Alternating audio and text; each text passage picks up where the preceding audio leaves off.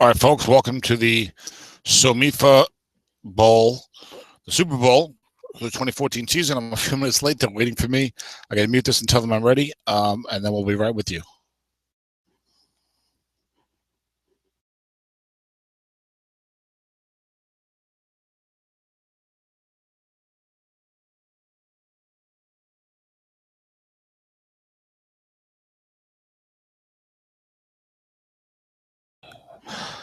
All right, so there we have it. We're underway. Tampa Bay, Seattle. It's Tim Bollier versus Dennis Crowley for the SOMIFA Championship. And we're going to have a first-time SOMIFA champion this year. And it's going to be one of these two veteran, excellent coaches and general managers. And they both won it bad because SOMIFA is a really good league, a really tough league. So it's a feather in the cap. Second year in a row, at least, we'll have a brand new champion, maybe the third. Dennis got the ball first. I'm going to assume that Tim won the toss and deferred because Dennis likes to defer, like most people do. Marshawn Lynch took the handoff for 7 yards. Jay Ratliff could not make the play. I'm going to check my broadcast, make sure everything sounds good. Voice looks good. Okay, we look good here. That was a 7-yard gain. And I liked to put the animation on. Sometimes guys play too quickly. There's a handoff up the middle to Lynch for a 4-yard gain. That's where the Tim gets past and showed blitz. Dennis has got that Russell Wilson, Marshawn Lynch combination that he likes to have in every league. And why wouldn't you? It's an excellent strat combination, just like it was in the NFL for a couple of years. Emerald right to Marshawn Lynch. Defense gets his pass. That's that linebacker 0. There's a penalty there. It's an offsides on Seattle. So it'll bring back what would have been only a 3-yard gain. So it's 1st and 15. Dennis runs a 2 tight end, 2 wide, 1 running back formation like a lot of people do. He's got Nate Washington and Steve Smith Sr. as his receivers. Heath Miller and Julius Thomas, the tight ends. Not as much pass blocking as usual for Dennis on this team. And Tim has very good pass rush. And on the left, Marshawn Lynch, defense double teaming. Tim running at this, Dennis running at Tim's right in 6, but he's running behind his own 6. Really, who gets the block that time. Offensive onside end +9 or +4. So it'll be 2nd down and 6 as Marshawn Lynch getting the lion's share of the work here on the first few, he's run the ball every single play. On the first few carries for the Seahawks. Lynch supposedly retiring. Has a tremendous card this year. It'll be his last great card if he does retire. Short pass, C. Smith. Even gets his pass. Blitzing 1. Russell Wilson's card, one of the rare ones. Only 7, 8, and 11 incomplete or interception split. The rest of the card filled with must runs and, of course, some completions. And Wilson naturally is a great must run card. Tim plays a 4-3 defense. Has a very solid pass rush. Unusually, he starts at left end 0, but he's 11. Pass rusher. It's Chris Clements. He came up with a big sack in the one of the playoff games that I called for Tim. Tim won 2 games by field goal. Dennis had a convincing win in the semifinal against the upstart Packers after having a close opening round victory against Tennessee. Most of the games of this playoff postseason had been very, very close. Only 2 or 3 one-sided affairs. 3rd down and 6. Seattle with 3 wide, 1 halfback. It's a pistol. Flat pass right to Julius Thomas at the linebackers 4. Bruce Irvin has a 6 against the run. And a 6 on the defensive guard is a 3-yard gain, setting up a 4th and 3 for the Seahawks at their own 38. Dennis loves to go for it, but not here on the first possession of the Super Bowl from his home 38 on a 4th and 3. He's going to punt it naturally. It's a 35-yard punt to Antonio Brown, who has had a tremendous postseason career for the Buccaneers, and he gets a nice return on the opponent defense. Look at this. Now, John Ryan, I believe, is Dennis's punter. He does a block on 12 and 47 yards, but the 7, 8, and 12 is 14, 16, and 10. So there's quite a bit of opportunity here for Antonio Brown to get some double-digit returns, and, of course, a touchdown on Snake Eyes. So it's excellent field position at their own 43 for the Bucs, who had played a lot of low-scoring games this season and played a lot of good teams this season, had beat a lot of good teams this season on the way to a 12-4 start. Off tackle right to Doug Martin, getting a surprise start. and is going to lose a yard with a penalty on the play. I suspect it's going to be a personal foul. It's not. It's an offsides on the defense, so it'll be a 5-yard gain. Tony Romo, of course, has been the franchise quarterback for the Buccaneers ever since he claimed a starting job with the NFL's Cowboys. You've got LaShawn McCoy and Robert Turbin will do the lion's share of the carries. Will get the lion's share of the carries at running back tonight for the Bucs. They also go 2 tights, 2 wides, 1 running back. Once again, SOMIFA, Ed's leagues, 2 tight end, 2 wide, 1 running back is pretty much the preferred formation. Flat pass right to Brent Selleck. Linebacker 0 is there. It's a 7 rather, for a 6-yard gain for Tampa Bay, but that's wiped out for a penalty. No, it would have been offsides on Seattle rather. Tampa Bay declines, taking the 6-yard completion over the 5-yard gain, as they have a first down either way, and it's first and $10 at the Seattle 46. They're across midfield on their first possession of the SOMIFA Bowl. SOMIFA Bowl 13 by Tim Bowyer's counting. I didn't count them all, but I'll take his word for it.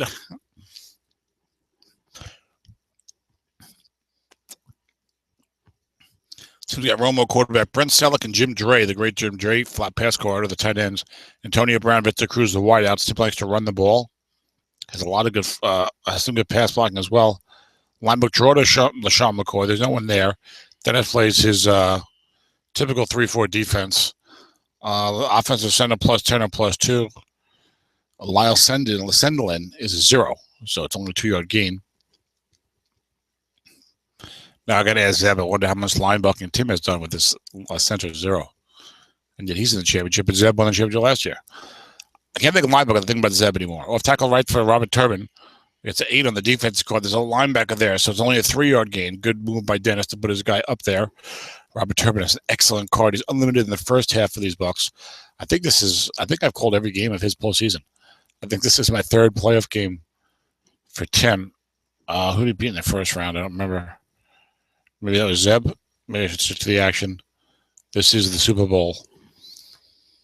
And Demicon Sue is the nose tackle. I'm almost certain for Dennis, as I've called at least one postseason game for him as well. Yes, so Sue is downgraded to a 5. When you play the 3-4 with him, he's a 4-3 defensive tackle 6. A 3rd down and 5 at the Seattle 41. This is interesting because Tim is going 2 tights, 2 wides, 1 running back. Dennis goes nickel 3-3-5. Here's the cat and mouse. Everyone knows that an offensive coach in this situation is not adverse to running the ball. Short pass to Victor Cruz, who's double teamed by Ladarius for the extra DB. But Tony Romo threading the needle right, wrong, and double teamed gets that 7 plus 12. And we all know you cannot win a Super Bowl without that, as that guy posted on the Strat forum last year. That's an inside joke. Of course you can. But anyway, Romo has the 7 double teamed, right wrong double teamed completion. And Dennis had the right double team, but did not force Tim to punt it. Tim is not as aggressive as Dennis in going for it, particularly here. He probably punted it. Flat pass left, Brent Selleck. Defense gets his run. There was a linebacker 6 there. Snake eyes have almost scored as a short gain. That'll be a first down. Brent Selleck takes it all the way down to the Seattle 14-yard line. And it's going to be first and $10 at the Seattle 14. Tampa Bay had good field position after stopping Seattle and getting a very nice, I think, 30-yard net punt situation, following a mediocre punt and a good return. Romo 3 for 3 for 33 yards. They've had a penalty in their favor as well, only a 5-yarder. Flat pass left, Robert Turbin. Defense gets his pass again. Dennis leaving that linebacker 6 there so far. Romo's got a strong flat pass guard, excellent on wrong. And Romo completes it for 6 yards to Robert Turbin. 2nd down and 4, Tampa Bay at the Seattle 8. Tampa Bay has not scored a lot of points this postseason. Of course, you're playing better teams in the playoffs. And Tim was managing those games in a very sort of, game situation type of deal. And there's been a lot of close games. His team has played close games all year. So if they win this one, maybe look for it to be another close one. 2 very good teams, 2 very good coaches. Off tackle right, Robert Turbin. Defense gets his run, and there's 2 linebackers there. So that's a 1-yard loss. Those 3-4 Strat team defensive cards draft league team defensive cards. Very tough in off tackle when you have two linebackers in the zone. But, Tim's got the full house backfield in on 3rd and 5. I think he had it in last play as well. Frank Summers is your fullback. Didn't realize Dennis has outside linebacker 6s. I think I called the guy 0 before. I may have to start wearing my glasses. To call these games. That's Brandon Marshall on the left outside linebacker. And KJ Wright on the right. It's a full house backfield. Defense goes nickel 3-3-5 showing blitz. I don't think Tim has as good a pass blocking as usual either. Usually the Super Bowl team got like 3 7s. At least one of them has that. I don't think either of these guys has that.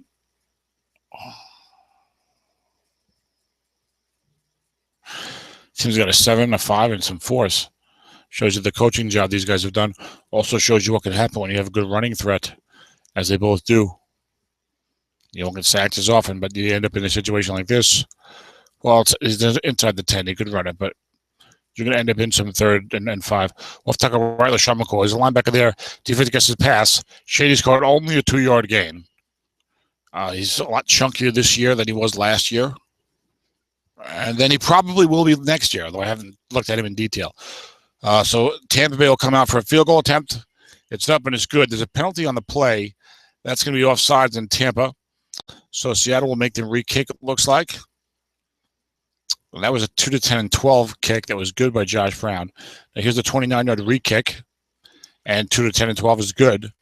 So it will be, again, 3-0 Tampa Bay. Midway through the first quarter. So Seattle will take that. They were reeling. They had the short punt and the bad return allowed. Tampa Bay was moving very well. Got a penalty. Got a 3rd down. Double team completion. They were inside the 10. Looking good, but they had to settle for a field goal. So Seattle's got to be happy with that. Tim, was glad to get the points philosophically, but I'm sure he would have loved to get a 7, of course. The kickoff was down to the 4 and a 23-yard return. Look at this great opponent kick coverage for Tampa. 10, 11, and 12 for Josh Brown. I forget what NFL team he was on last year. Maybe the Giants? No, I don't think so. Here's the flat pass to Julius Thomas. There's a linebacker there. And receiver reading is incomplete. Now, notice we've already seen Dennis run an end run at Tim's left end 0. And Tim's backing that guy up with a linebacker who's a 46, a 4 in pass coverage. And Dennis has thrown some passes there. Dennis does not want to make it easy for Tim to bring this linebacker up into the zone. He also has coverage responsibility. So this is not as great a situation for Tim as he had years ago when he used to play defensive end 0 and was backed up by Lance Briggs. Long pass Julius Thomas. There is nobody there. Defense gets the pass. Single coverage. Thomas covered by a 5. Receiver reading incomplete. 2, 7, and 10. 9 units of completion, which is very good for a tight end. Not that good overall. Your number 1 and 2 receivers will have 15 or 12 long pass right completions on their card, on their receiver card.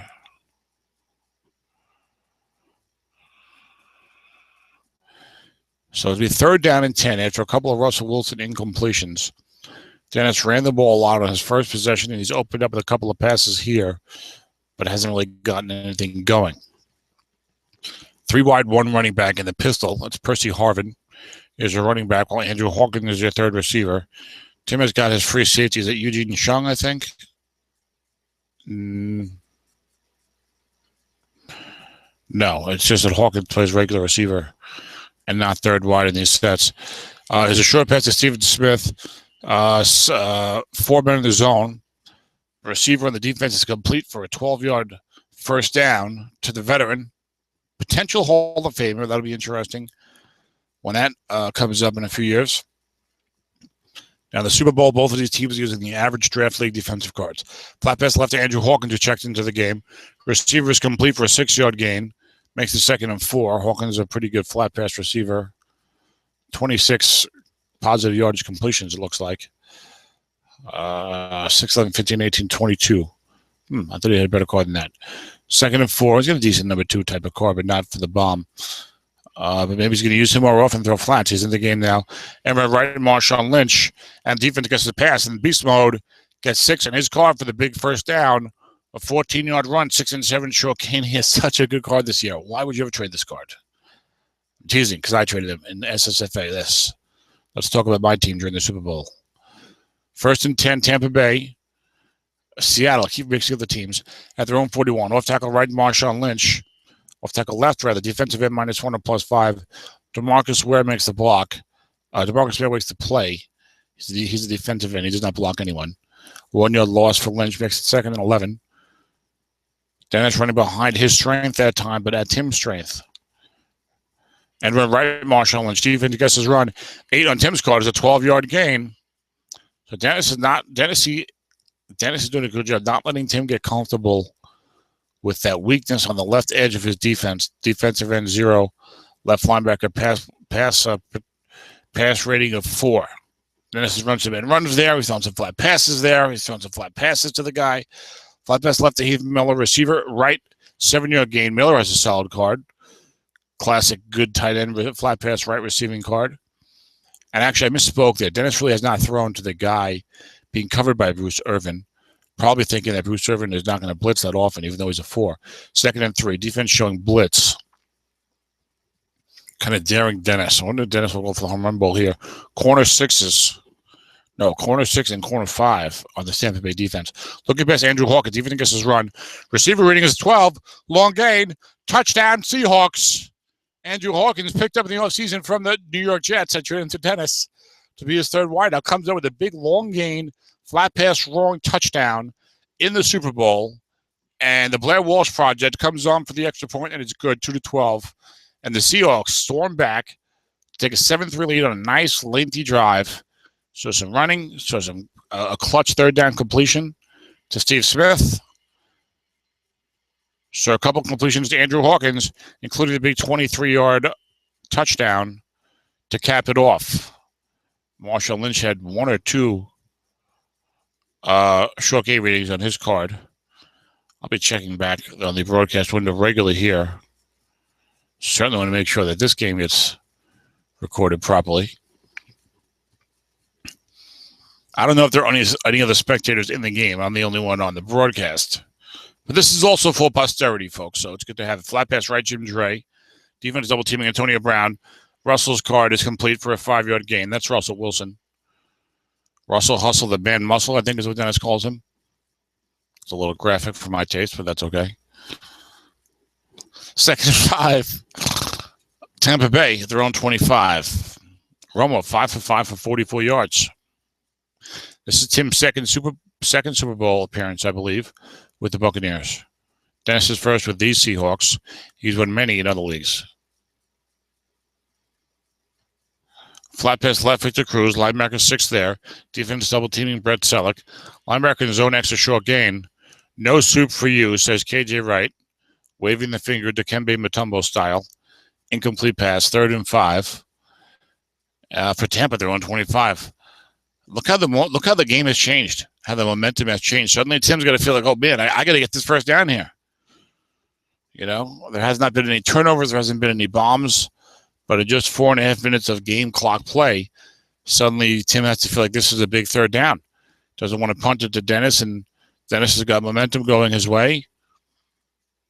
That was Romo's first incomplete pass of the day. Defense goes nickel 3-3-5. Turbin's a running back. Will Tim try and run it? And Ndamukong Suh. Last time in this situation, in 3rd and 5, he threw a short pass to Victor Cruz. That was double teamed, but still complete for a 1st down. Dennis will almost certainly double team somewhere. Short pass, Victor Cruz, not double teamed. Single coverage against the 5. 3-men in zone. Romo hits it on his card. 6 is complete for 10 yards and a 1st down. Tony has got 4, 9, 15, 17 units of short pass right completion, plus 3 units of must run, and his must run is actually pretty decent. So you can almost count that as at least another unit of completion. So that's a pretty solid card. The interception is 2-6 on 11. A little higher than you'd like, but not awful. Tim did a nice job mixing it up, as he does. Play action pass to Victor Cruz. Defense calls run. 3-men there. Defender makes a long gain. Incomplete. Tim Jennings, the veteran 5, makes the play 5 on a 5. That was hairy for a moment for Dennis. A 5 is a solid defender, but look, you see defender X a long gain, and your guy's not a 6. You have a hairy moment in your mind, especially here in the Super Bowl. 2nd and 10 Bucks at their own 35. Robert Turbin's been playing in the backfield mostly this quarter. Looking past Robert Turbin, defense against is Roman. Nobody there. This needs to be complete. And it is. 5 of Romo's card is a 9-yard gain. No dreaded guess wrong 5 in the passing game for Tony Romo on the flat pass. Nor the short pass, I don't think, from remembering that card. Probably the long pass, though. But it's still not the dreaded 5 from the running game. 3rd and 1 Bucks at their own 44. 1:48 to go in the first quarter of the Super Bowl. 7-3 Seahawks. We are moving right along. A couple of veteran coaches. They're not hurrying, but they're, playing at a nice, brisk pace. Flat pass right, Brent Sedlick. Defender gets his run again. Defender X -2 +4.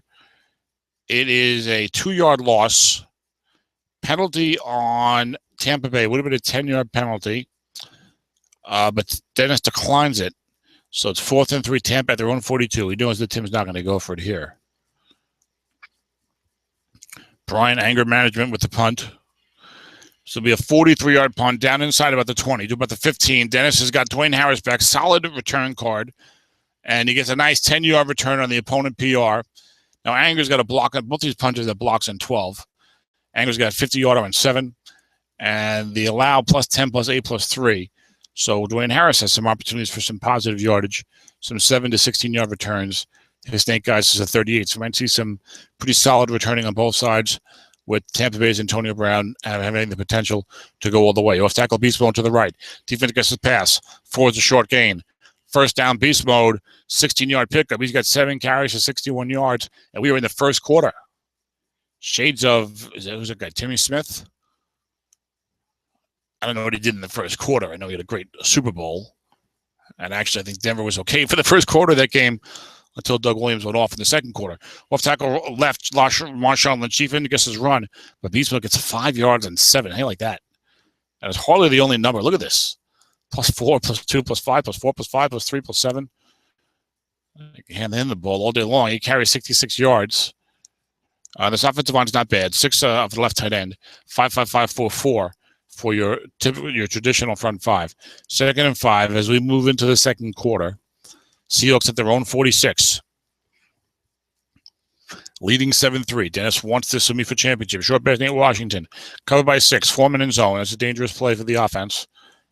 Interception possibilities. Well, the Russell's is low, but the defense is pretty strong here. You get a dump-off possibility into the backfield. Marshall Lynch has to get open the field. He's going down past the 30, the 25, the 20, towards the end zone. Tackled at the 15-yard. Marshawn Lynch is doing it all.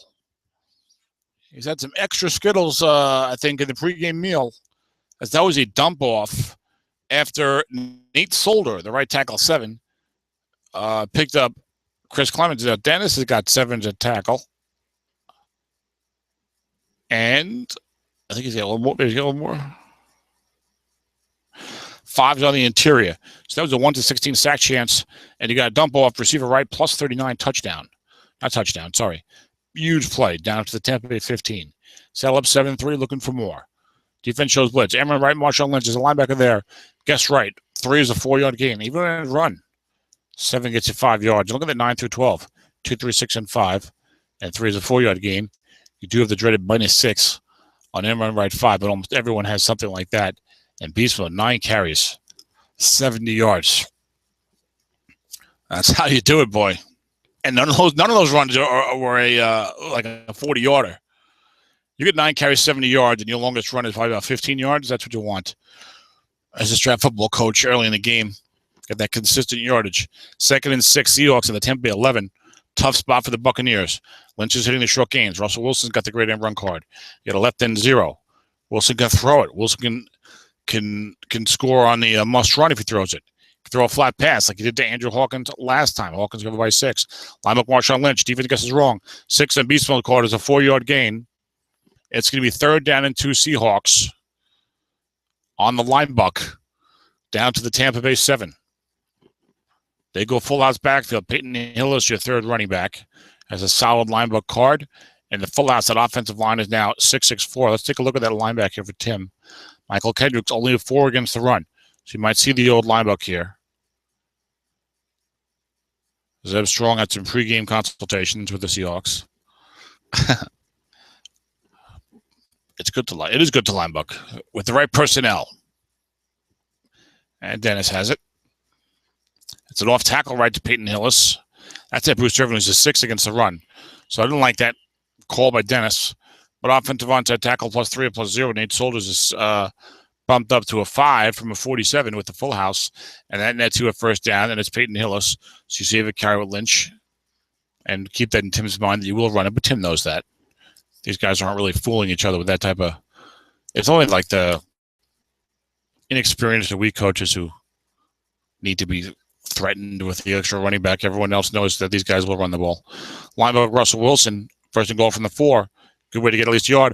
Linebacker zone +2 or +5. Michael Kendricks. No, Patrick Chung. Tim with a very nice move that time.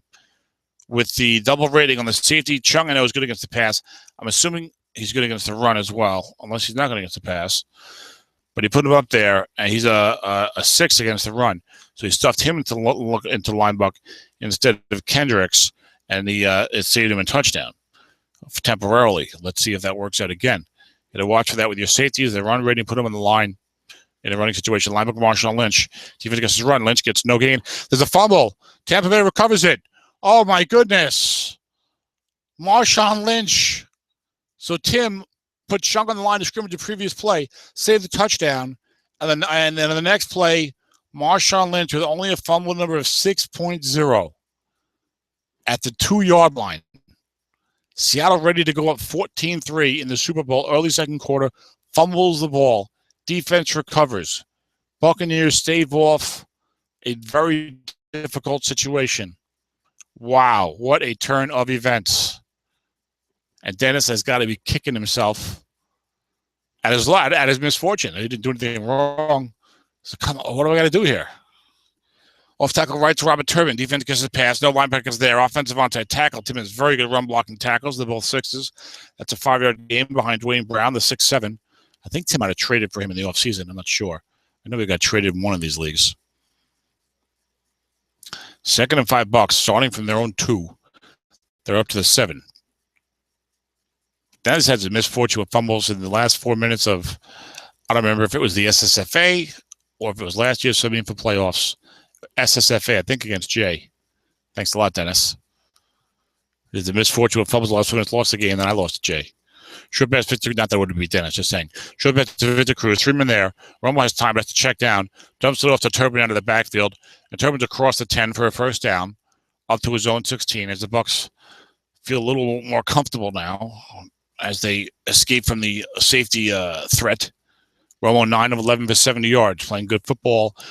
11 minutes to go in the first half. Seattle leading 7-3. Tampa's first and 10th, their own 16. Off tackle right, Robert Turbin. You can guess his run. Then it's not moving his inside linebackers around too much. Blocking back +7 and +5. That is only a 5-yard pickup. No blocking back from the 2 tight end, 2 wide receiver, 1 running back formation for these Buccaneers.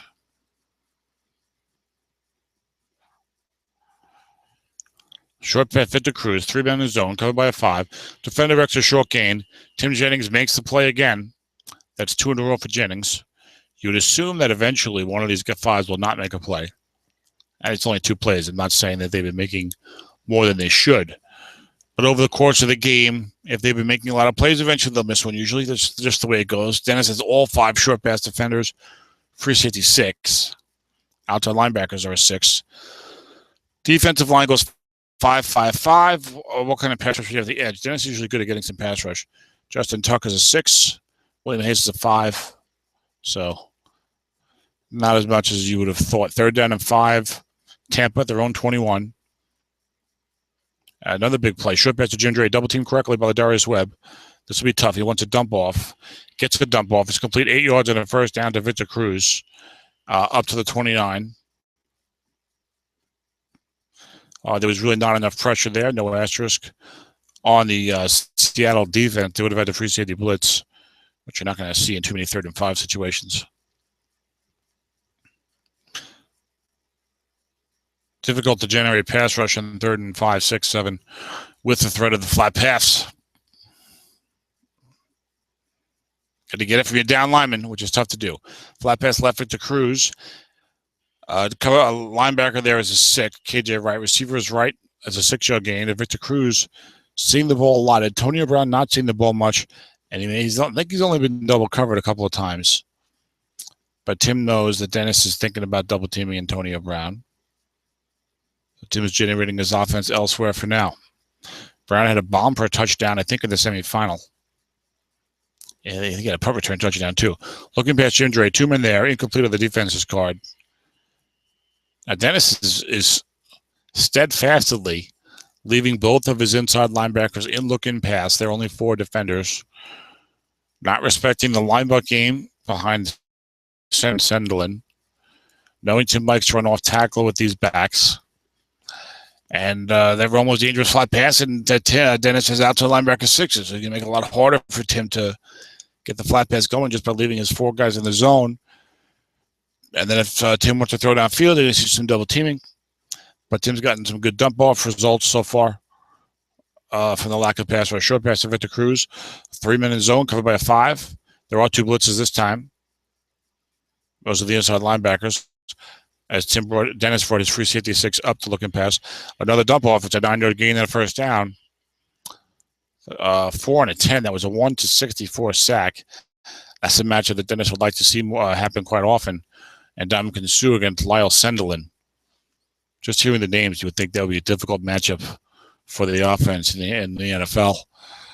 And it is in this game. But Tim's getting the dump offs. And it's 1st and 10 Tampa at their own 44. This drive started at their own 2-yard line. They're eating up clock. Off tackle left, Robert Turbin. A linebacker there. Defense calls run. Only a 3-yard Gain. Boy, Dennis has done a nice job popping that linebacker up at the right time. It's the second time Tim has had an 8 reading on the defense, which would have been an 8 or a 10-yard gain, I forget, with no linebackers there. And instead, it was only a 3-yard gain, thanks to Dennis's timely placement of his linebackers in the linebacker in the off-tackle zone. Otherwise, he has stood around a lot, so Dennis has been sharp on defense. Off-tackle draw, Robert Turbin. Defense against his pass. Turbin gets turbocharged. Hits a 7 on his guard for a 16-yard gain. We've talked about the Turbin card this postseason. 6, 7, and 8 is first down yardage. Plus 15, plus 16, plus 14. Virtually a short gain reading. And by average, it pretty much is. And very solid positive yardage everywhere else. Kind of like a 60s style running back card. Some of those guys that don't have the big breakaway cards.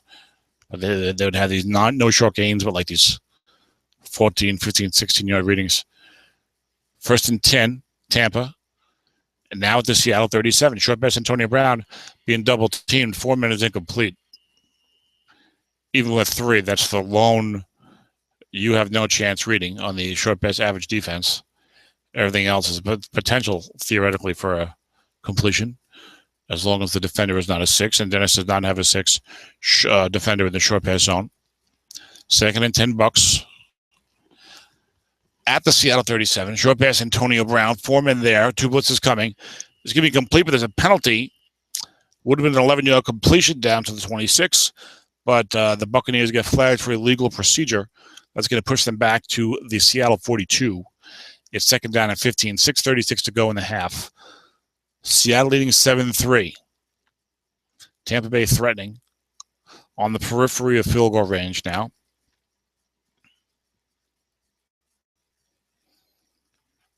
Romo's been sharp, but Robert Turbin's in the backfield. Just had one of those short gain type runs a couple of plays ago. That's in everybody's mind.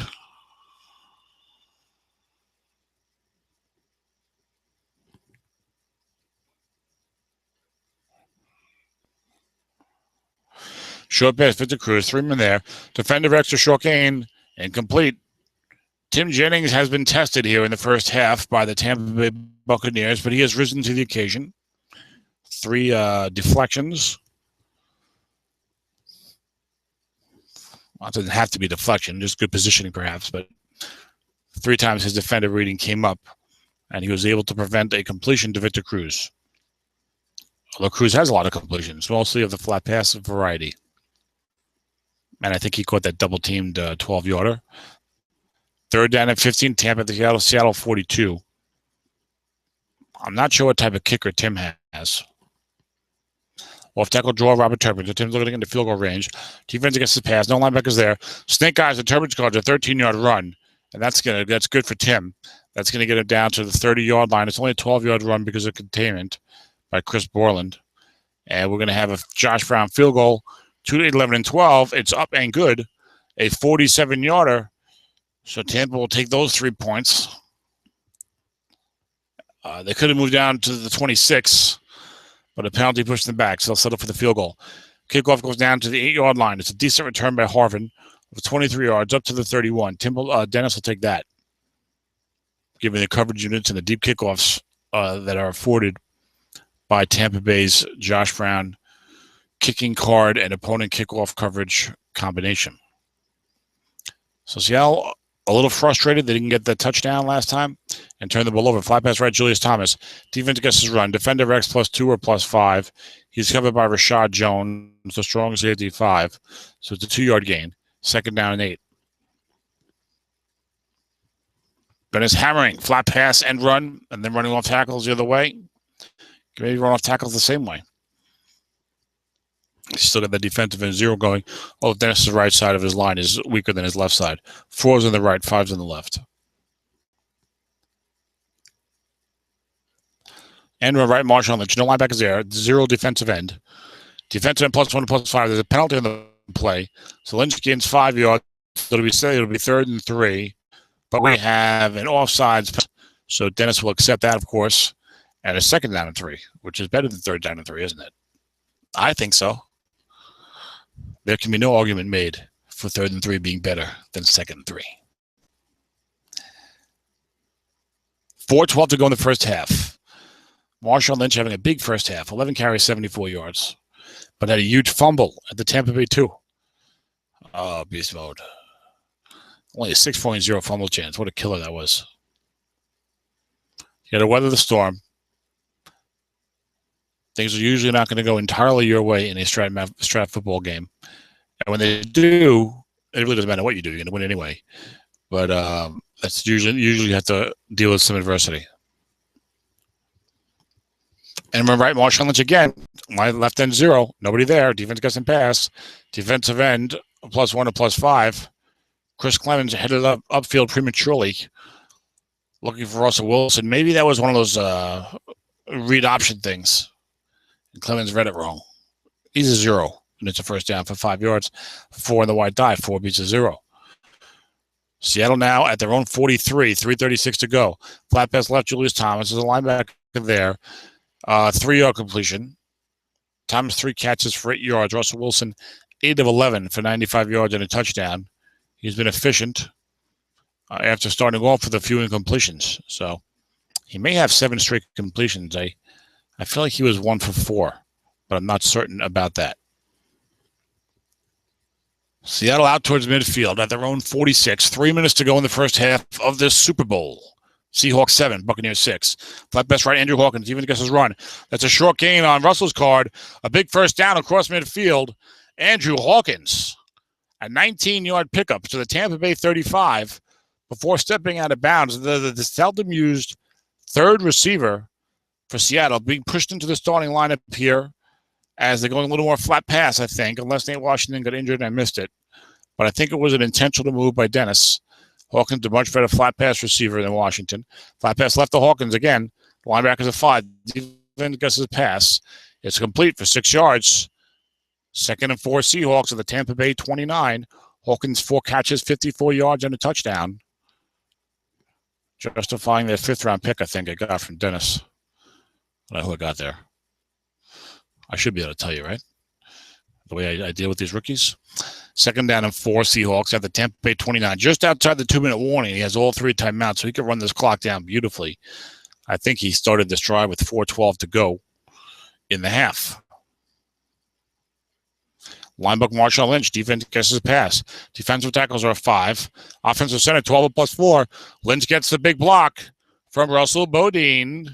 It's 12 yards into first down, Seattle. At the 2-minute warning, they're at the Tampa Bay 17.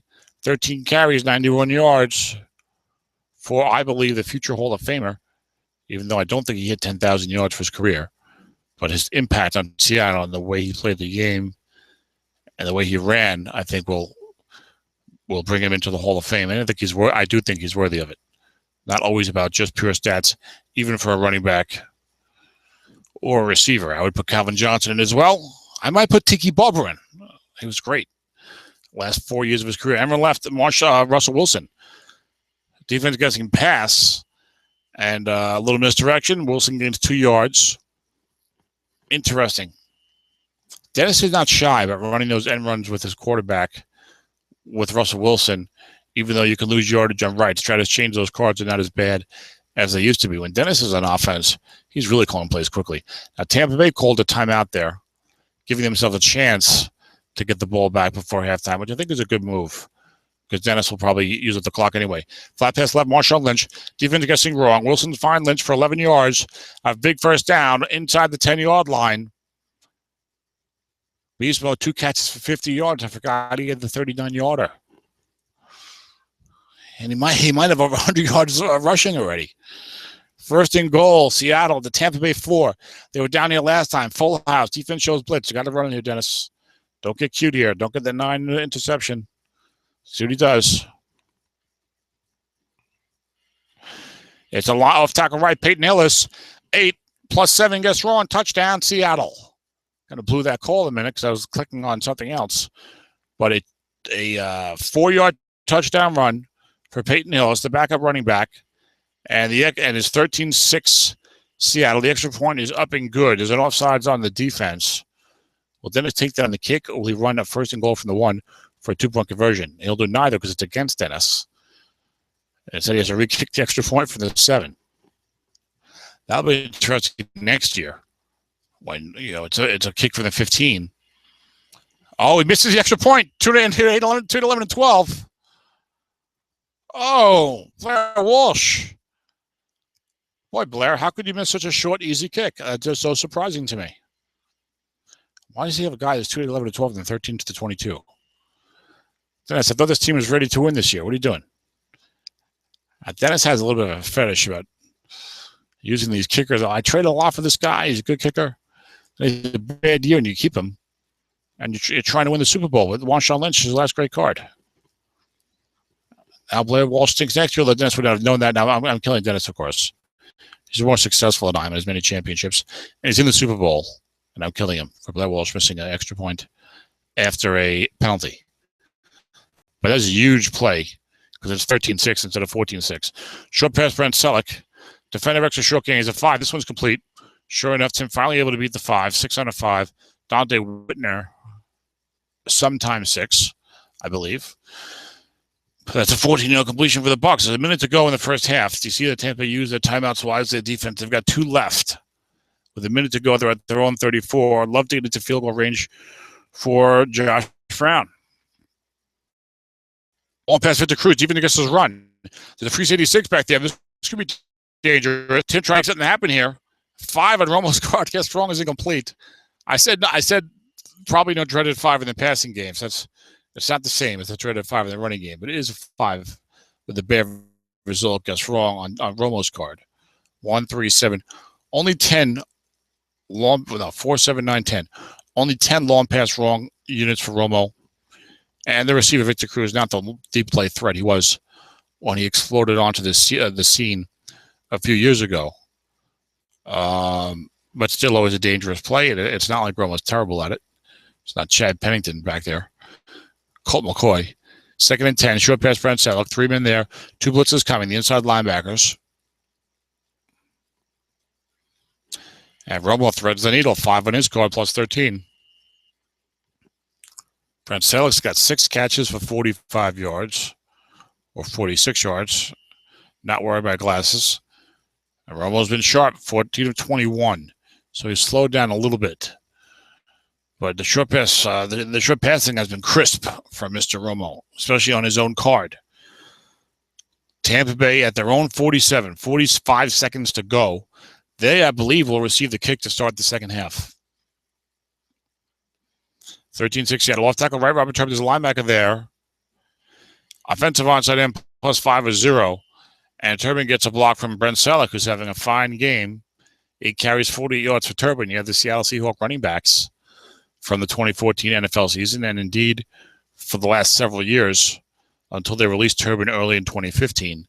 Marshawn Lynch here playing for the SOMIFA Seahawks, Robert Turbin on the Buccaneers. 2nd and 5, Tampa at the Seattle 48. Only 22 seconds left, and they have one timeout. They want to get down around the 30-yard line if they can. Of course, if Brown is even decent further than that, they'll take that as sort of a last resort.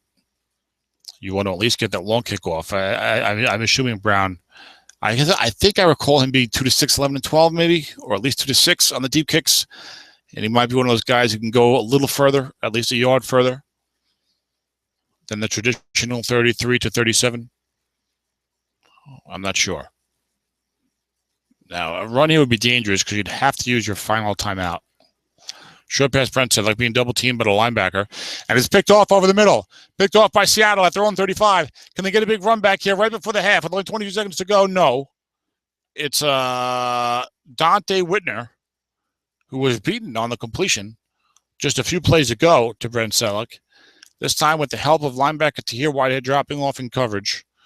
Whitner is able to jump the pass, jump the route, make the interception, and stop the scoring threat from the Buccaneers right before halftime. And the Seahawks will take over. Only 15 seconds to go in the half at their own 35. They need like a 30, 35-yard play, a bomb. And right, Russell Wilson, he's a linebacker. He's a great card. Short gain on Russell Wilson's card. That's going to get him out towards midfield. And it's about a 13-yard pickup. There's a penalty on the play. No, there's a timeout. I heard the whistle, and I assumed penalty. No, that's it, Russell Wilson. Look at this, everyone wrong card. This is it's like better than Jim Brown, left tackle or something. 6 short gain, 7 short gain, 8 14 yards, 10 short gain, 11 29, 12 26, 252, 319, and there's 8 seconds to go in the half. Good use by Dennis. So he has his own 48. I don't think Blair Walsh is that good deep. He had a great rookie year deep, but not since. It's time to realize this guy's not a good kicker. We all thought he was going to be great after his rookie year, but I don't know what happened to him. Disappointed me tremendously in the playoffs this year, missing that stupid field goal that would have sent the Seahawks home in the first round at Minnesota 10-9, 12-10. And remember, Russell Wilson again, nobody there. Defense getting past. Then it pops a 14-yard gain. That's going to get him on the periphery. I use that word again, a field goal range. He's at the Tampa Bay 30. It'll call his last timeout. And it's either going to be a Hail Mary or a deep kick. Now, how bad is Walsh out here?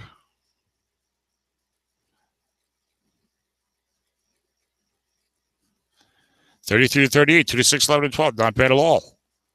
Let's go, Dennis. Trot him out there for the field goal. All right, 55-yard attempt for Vlad Walsh. Missed the extra point last time. Defense goes for the block.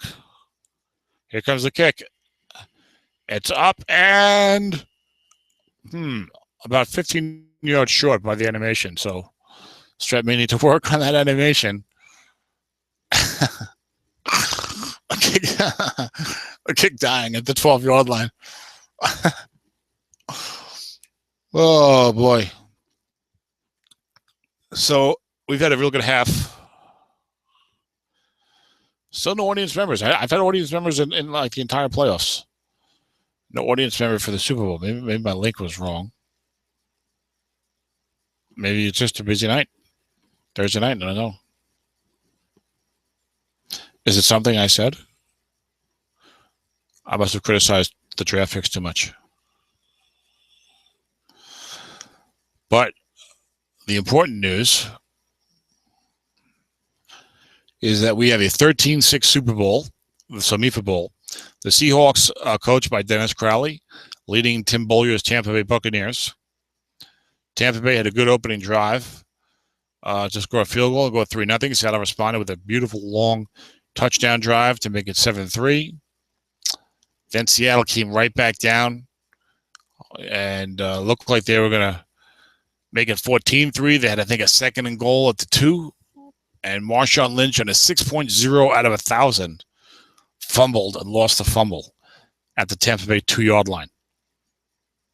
And Tampa Bay then, from their own 2, drove down into field goal range and kicked the field goal to make it 7-6. But Seattle came back. But Seattle's had at least three long drives. And even right before the half was able to drive enough to put points on the board. To try a long field goal. But the yardage is 200. Oh, my goodness. And Tim's a defensive-minded coach. His team's played pretty good defense all year. You get 260 yards of offense. He couldn't even get Dennis into third down. Dennis is 2 for 3 on third down. He's not even getting to third down. He's 2 for 3. His 15 first downs. He's 2 for 3 on third down. There's 15 first downs. Only 2 of them are on third down. So, and Dennis not gone for a wanted fourth down try. He hasn't had to. But yet it's only 13-6. It's only a touchdown lead. Boy, Walt Smith's the extra point. Marshall Lynch fumbled at the Tampa Bay 2. And Lynch is having a tremendous game. Lynch has got 13 carries for 91 yards, with the longest only 16. So it's been all good yardage. And he got 2 catches for 50 yards, including a 39-yard dump off on his own car on the Snake Guys. Russell Wilson been efficient. And Tampa is going to get the ball, I believe. Yes, they do, as we're back in business. Touchback.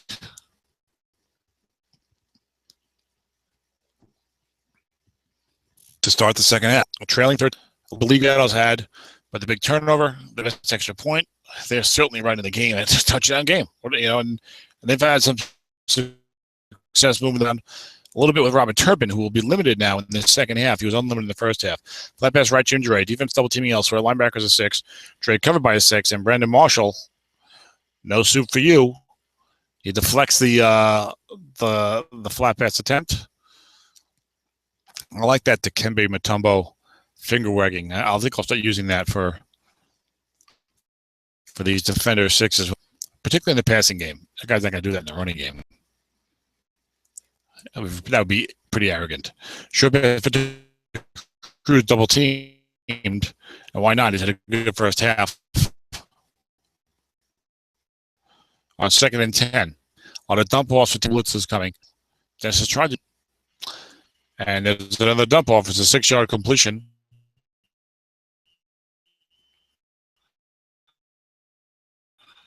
From Ramona Brand.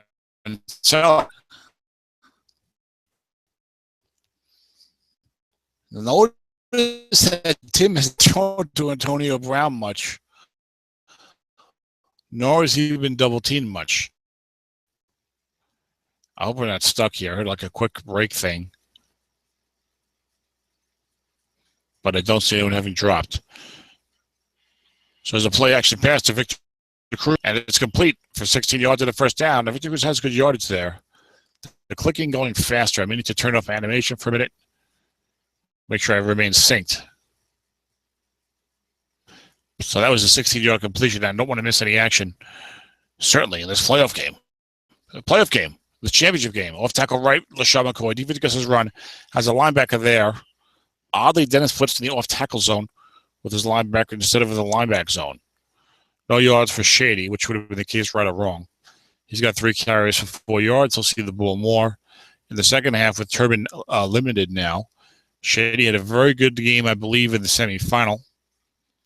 Tampa Bay won 24-21 over Green Bay. They played Green Bay, I believe. Short pass, Victor Cruz. 3 men there. Defense guesses correctly. Defender X, short gain, Tim Jennings. Tim Jennings, again, getting the job done. He, I think, is 4 for 4 in Defender X readings with his 5. It was the strong safety, Dante Whitner, who failed to make a play. Right before the half. A couple of minutes before the half. Otherwise, it's been a good performance for these 5 defenders. They should make most of the plays. They should make 2/3 of the plays, shouldn't they? And I think they've got 4/5. But the dice have no memory. But does the computer processing thing? Whatever. I'm not a computer guy. Now 3rd and 10. And Robert Turbin checks in. Tim ran the ball on this spot once in the first half, but that was to get into field goal range.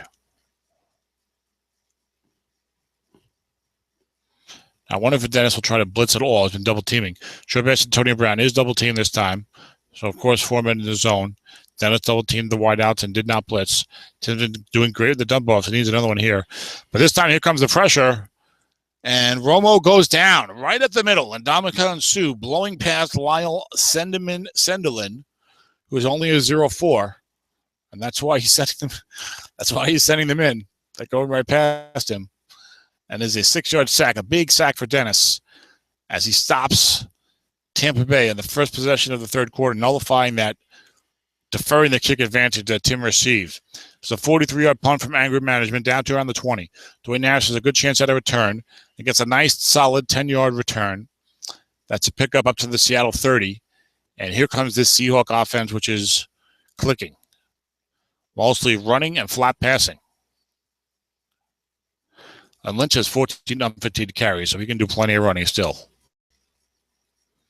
Already has, I think, 90 yards, 91 yards.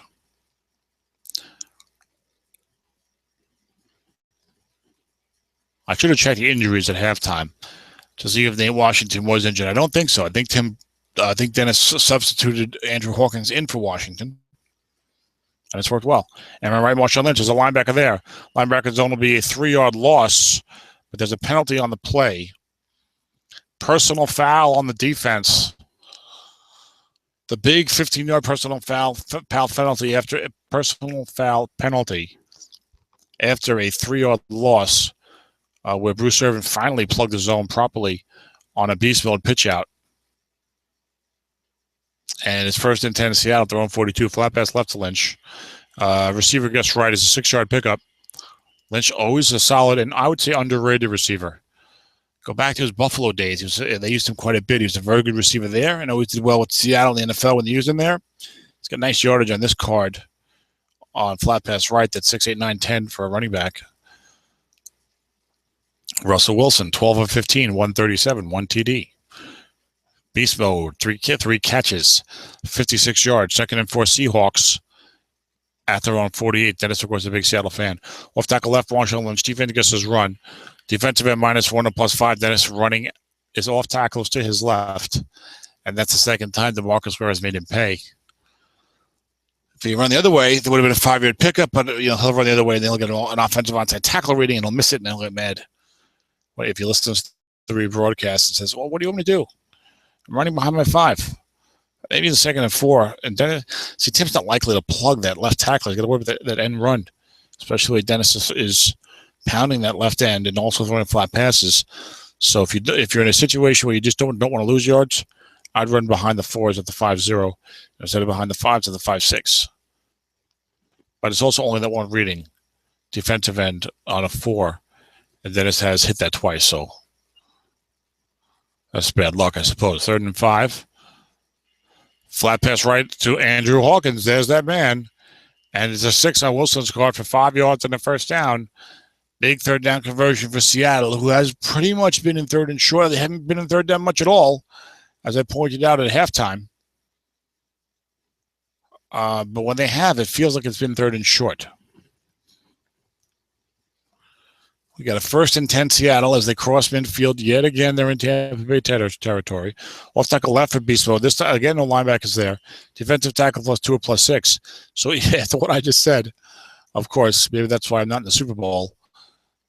Tim went short yardage and did plug that defensive left tackle zone that I've been telling Dennis to run at. So Dennis got 2 yards, where if he did what I said, he actually would have got 6 yards. Even a linebacker there, because the guy was only a 4. And it was a linebacker reading. All right, anyway. You're going to mix it up. You're going to run everywhere. Flat pass left, Andrew Hawkins. Linebackers of 5. Hawkins having a big game. 12 and Wilson's guard gets right. Take a look. There's another penalty, and it is off sides of the defense. A couple of bad penalties against Tampa. They do not want to see this develop into a further trend. 2nd and 3 Seahawks at the Tampa Bay 41. We're early in the third quarter. Seattle 13, Tampa Bay 6. Championship. It's February 2016. This is the most recent one. It'll be July before we see new numbers and things. Looking best to Heath Miller. Defense gets his run. The guy's a 6. Receivers leave for a first down, but there's a penalty on the play. And that's going to be against Seattle. So the refs even it off a little bit. It's actually worse for Seattle than it was. Than the previous penalty was good for them because it's now 2nd and 13. So that evens off the penalties a little bit. I'm not sure where they are. I feel like they're probably about even right now. 2nd and 13, Seattle, their own 49. Flat pass right, Marshawn Lynch. Defense gets his run, there's 2 linebackers there, but it's Wilson's card, and 5 is an 8-yard completion to beast mode down to the Tampa Bay 43. It'll set up another big 3rd down and 5. Seattle hit the last one on this drive. Now they're at the Tampa Bay 43. Everyone and his brother knows that Dennis will go for this. He'll go for the 4th down. If it's, 4th and 3, 4th and 4, maybe even 4th and 5, but certainly if he breaks containment, if he gets to within 4 yards of the first down, he's going for it, folks. So you do a 3rd down play like you're going to try to hope it didn't lose the broadcast to make sure everything seems good. That was Dan joining in, probably Dan Morin. We say hello to him as he waves from the cheap seats. But 3rd and 5, I'm assuming Dan Morin. Could be anybody. Who else? Dan Sewell left the league, so I don't think he'll be here. Dan Patterson, he has not joined yet, so you never know. I'm gonna guess Dan Morin. That's 90% more than 90% likely. So everyone knows that Dennis might run it here. So as a defensive coach, you take a 3rd down defensive call where you try and stop the run. Flat pass left, Andrew Hawkins. Defense gets the pass. The linebacker 5 there. Hawkins has been sharp all game. Wilson to Hawkins has been the connection, but that one falls incomplete. A 4th and 5 Seattle. Dare they go for it? 8:42 to go. Defense playing well. Turbin limited. He's probably punting it as the right move, and he's going to punt it. And hoping for a good coffin corner here. Looks like he's got a decent one. Not as good as you'd like, but that's fine. A 32-yard coffin corner goes out of bounds at the 11. And I'm glad that it's punted there because his defense is playing pretty well. Turbin is not limited this half. Why take a chance and give Tim a short field to get points? 8:24 to go in the 3rd quarter of this Super Bowl. It is Seattle 13, Tampa Bay 6, if you're just joining us, which Dan is. Marshawn Lynch fumbled on the Tampa Bay 2-yard line in the first half. Otherwise, the score would be more in favor of the Seahawks. And right large, LaShawn McCoy gets wrong. 7 -2. You don't like to see that result, but Tim is going for the big play. I'm saying you don't like to see that still. And run roll -2 on a 7. That's tough to stomach. But 2nd and 12, Tampa Bay at their own 9. 8:06 to go. Shady not doing much in the Super Bowl so far. 4 carries for 2 yards. Robert Turbin was the back for the first half and played fine, but he is only unlimited in the first half. Short pass, Antonio Brown. 4 men there. 1 blitz coming. Tim, I think, has a left guard 4. And a dump off. That blitz did not help enough. It's a 10-yard completion to Brent Selleck, who's been just living off these dump offs. 7 and some other passes. Don't mean to impugn Mr. Selleck's receiving ability. That was only a 1-7 sack chance, a 4 on a 3. But every little bit helps. You're one of those that could really change things in your favor on that series, that's for sure. 3rd and 2 Bucks at their own 19. Midway through the 3rd quarter in the SOMIFA Bowl. 13-6 Seattle. Off tackle right, LaShawn McCoy. Defense gets his run. Shady gets 4 yards. Now, Shady is interesting card. He's a little cheese. On the right, he's like pretty solid with yardage. So he's not going to generate a lot of run calls against him. But if someone does get run or you're in short yardage, he can definitely get the job done. 1st and 10 Tampa at their own 23. Off tackle draw to Shady. No linebackers there. Blocking back +7 and +5. No blocking back on the field, but Tim will gladly take the 5-yard gain. 2nd and 5 Bucks.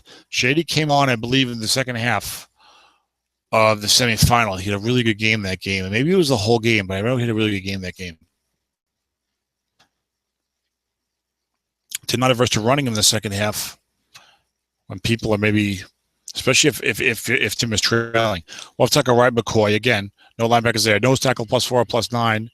And Ndamukong Suh after stepping on Lyle Senderlin's ankle. Makes the tackle to make it only a 4-yard pickup for 3rd and 1. 5:42 to go. That's what happened in the last game. I think Tim was trailing in the second half, not by a ton, still trailing. And people see Shady back there. They don't really want to guess run against him. So Tim was just running it and having success. Here it comes again. 3rd and 1, off tackle right to Shady. Defense guesses pass. But it's a 4-yard gain for a first down. And Shady, especially after splitting time with Turbin, or really backing up Turbin in the first half, has plenty of carries left. I mean, you can run the ball all day here, virtually every play in the second half. Flat pass left, Victor Cruz being double teamed. But Romo, for the second time today, sharp against the correct double team. And that's a 4-yard pass to Cruz. It's been Cruz and Selleck at receiving targets. Not a lot successful to Antonio Brown. Watch for a bomb to Brown somewhere. I think one of the reasons Tim is shying away. And Dennis has not really been double teaming him all that much, occasionally, of course. But Dennis has been responding to Tim's offensive play calls by double teaming Victor and Selleck more often. There's your bomb to Antonio Brown. Nobody there. Defense gets his pass, covered by a 5. Let's see what happens. Long pass, no men. Guessed right, though. Romo's not great in the bomb, but not bad. Not awful. I think 6 units on right, with the must run helping a little bit. And there is that must run for 7 yards. You see 2 8 is 5 yards or more. Romo still probably have a loose ball. Looks like a fumble. Romo fumble. Seattle has it at the Tampa Bay 47. Is he going to advance it or just fall on it? Look at the elongated suspense as the player stands there on the field with the ball in his hands. Should I run or should I fall? That's the coach doing that, of course, in Strat-O-Matic Football. But Tony Romo, oh my goodness, 23.9 fumble number in the must run. His detractors would say, see, I told you. He threw a pick in the first half, he fumbles it here in the second half. When Tampa Bay was driving, that's a big turnover. Flat pass right to Steve Smith.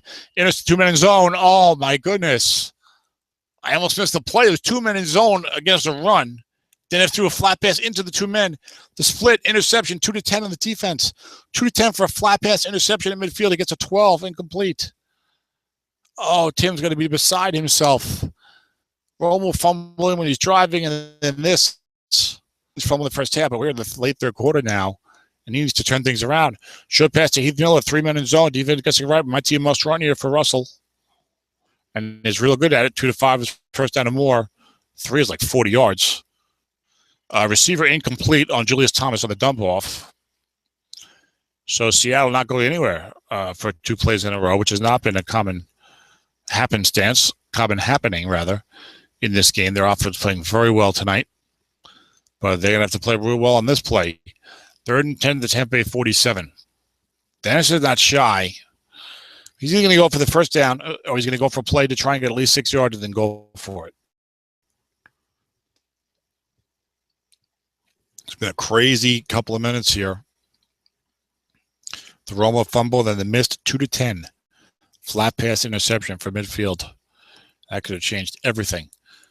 With only 4 minutes to go in the third quarter of a Super Bowl game, in which the team that missed the interception 2-10 is trailing by a touchdown.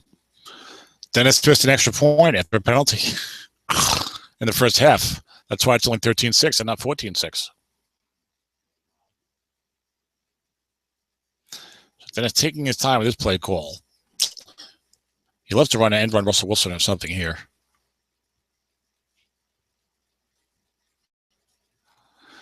Maybe break containment, or the Irvin's a 6 against the run. Get Percy Harvin in the backfield. He's running the pistol. 2 tight end, 2 wideouts, 1 running back. Bruce Irvin covering Percy Harvin. Everyone else being covered by a 5 or a 6. Short pass, Heath Miller being double teamed by Mike Mitchell. Russell's card, double team, incomplete. Only has 9 complete. That was actually, that would have been a must run on right, so good call by Tim to avoid the must run. Here's another punt for Seattle. They've been punting a lot this half. As a coffin corner, looks like it'll be another good one. And that's going to tie the 10-yard line all the way down to the 1-yard line. We've seen a lot of that this full season, I feel like. A beautiful 46-yard coffin corner punt. Great special teams coverage by the Seahawks. I'm sure Dennis has Marcus Burley or one of those Seahawks extra defensive backs who I could claim, give credit to for downing the punt of the Tampa Bay 1. Second time this game, Tampa Bay starts a drive within 2 yards of their own end zone. Last time they were happy about it because they was after recovering a fumble at their own 2 that Seattle had, Marshall Lynch had fumbled when it looked like Seattle was going to go up 14-3 early in the second quarter with a touchdown. And it might have even been the first quarter, late first quarter. This third quarter, Seattle's had to punt a few times, maybe in the late first half, had to punt a few times from about the 42 to 45 yard line, where Dennis usually likes to go for it. But I think it was outside of containment most times. And his defense is playing pretty well. And especially now with the touchdown lead later in the game and with Turbin on the bench, Dennis probably feels like, okay, look, we're always nervous when you play against a pretty good offense. But looking past Antonio Brown, defense run key shady, no linebackers there. This should be good for Tampa Bay. It's an 8-yard completion. He would have liked to get a little better, but he'll take it. 2nd and 2, up to his own 9. Would have liked to get the first down. Romo now 19 of 29, 164. No touchdowns, 1 interception. Was sharper earlier, and the yardage a little low for 29 attempts. But he's, he's come up big in some spots. And outside of a few runs by Robert Turbin, the ground game has not really been helping him a lot. The team has been patient with it. 2nd and 2. Tampa their own 9. Off tackle left, LaShawn McCoy. 2 linebackers there. Shady gets a 10 on his card. She chunks it up for 21 yards and a big first down to his own 30. We said he was a little chunky. Got the 7 no yards on roll, 6 plus 2, 9 plus 3. But 2, 10, 11, and 12 are going to get you good yardage. A short gain in 11, 21 yards or more on the other 3 readings. The total of 7 units, 6, 20 yards or more. Off tackle right, Shady to the. It's a 4-yard mentioned earlier this quarter. Tim likes to run Shady in the second half. Turbin's unlimited in the first half. People don't respect Shady's card. Tim just pounds it with Shady over and over and over, and people don't guess run, and he does okay, and Tim wins games. And let's see if that happens tonight. He wants to win a championship. He already won the Autumn Win Championship. He's the defending Autumn Win champion from last year. Could follow from last year with SOMIFA this year. Off tackle right, Shady is a linebacker there. Offensive onside tackle, 5 Brown. The road grader makes the yard gain for Shady. 31 Tampa, their own 39. You saw a lot of Dwayne Brown getting good blocks, I think, in the semifinal against Green Bay. Tim trying to follow that blueprint to success and come back from down 13-6. And from the Romo fumble, followed by the missed 2 to 10 interception earlier in the quarter. A big 3rd and 1, though. The interception, Frank Summers, 2 linebackers in the zone, and Frank is not a tank on that play. He loses a yard, but there's a false start. A false start against Tampa Bay. For a minute there, I said, what is Dennis doing in accepting the penalty? But that was a mandatory pre-snap penalty. False start in the offense. Frank Summers has not distinguished himself this postseason. I think in the opening round, divisional round, I think he lost down by the goal line at their own 34. Less than a minute to go in the third quarter. Big 3rd down. Romo's been sharp on 3rd downs. It feels like. I don't know the stats. It just feels like he's had a few good first downs.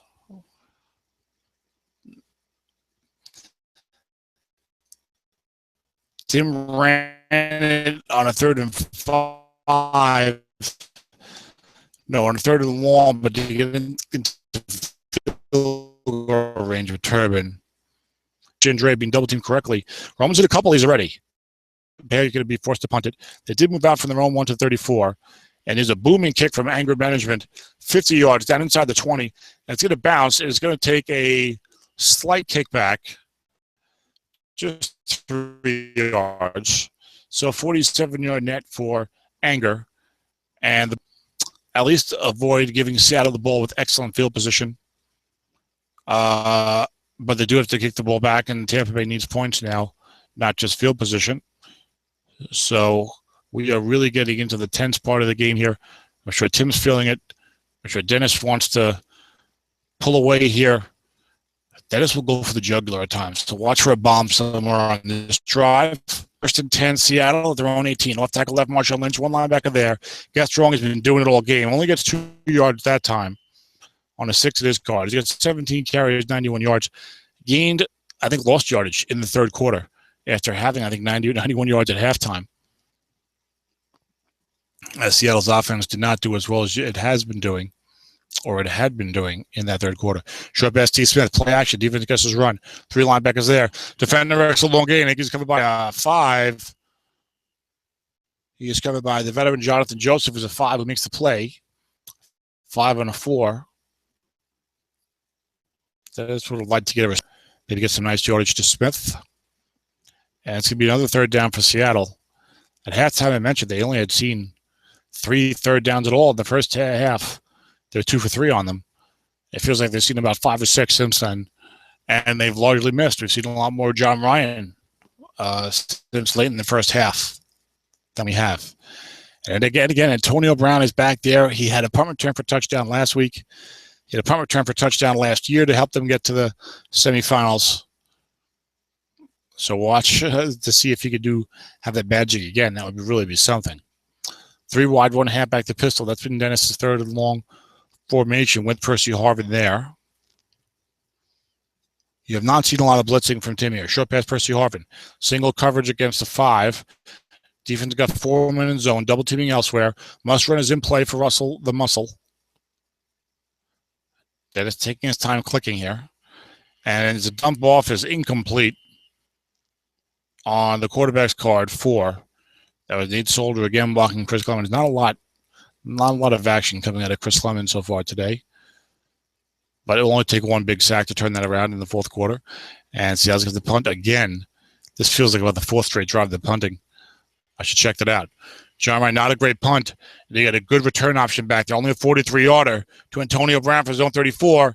And he gets a nice return of 13 yards. As has been mentioned earlier, 7, 8, 9, and 12. All 10 yards or more against this Seattle punt return coverage unit. And Stink Eyes being a touchdown. He does have 4, 5, 6 for a catch. 3 is 0, and of course the dreaded fumble -3.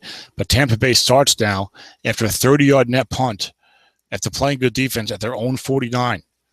14:06 to go in the fourth quarter. The Buccaneers trailing by a touchdown against the Seahawks. Edmund Wright, LaShawn McCoy, no linebackers there. There's a 5 there. Nice call by Tim. And he gets 3 yards in his card. Tim's been running off tackle overwhelmingly with Shady. The linebacker not a great option with his 0 against the nose tackle 5. Then it's been putting linebackers in off tackle. So Tim didn't want him in the draw. He ran the pitch out to no linebackers instead. Tim goes 6-6-5 on that right side behind the tight end 6. Brent Selleck, so a good call. And he decided to risk the 7 -2, the 5 -3. And, of course, you have some big runs there, the 2, 3, and 12. 2 and 3. 2 is 53 yards, 3 is a long gain. 12 is 36 yards. Short pass, Antonio Brown, 3 men there. See Dennis double keeping elsewhere. 9 is incomplete. A rare incomplete short pass right on Romo's card today. I think the first one we've seen. Double teams we've seen, but not the short pass. Suddenly Romo's numbers, not suddenly, but not looking that great. 19 of 31, 164. 3rd and 7, Tampa at the Seattle 48. A huge first third down here if they can make it. Now, they don't make it, they'll pin Dennis T, so maybe it won't be okay. But if they can convert and they'll be right there on the edge of scoring range, they feel like you need some points here for Tampa Bay. Obviously, a touchdown. And Dennis has been double teaming.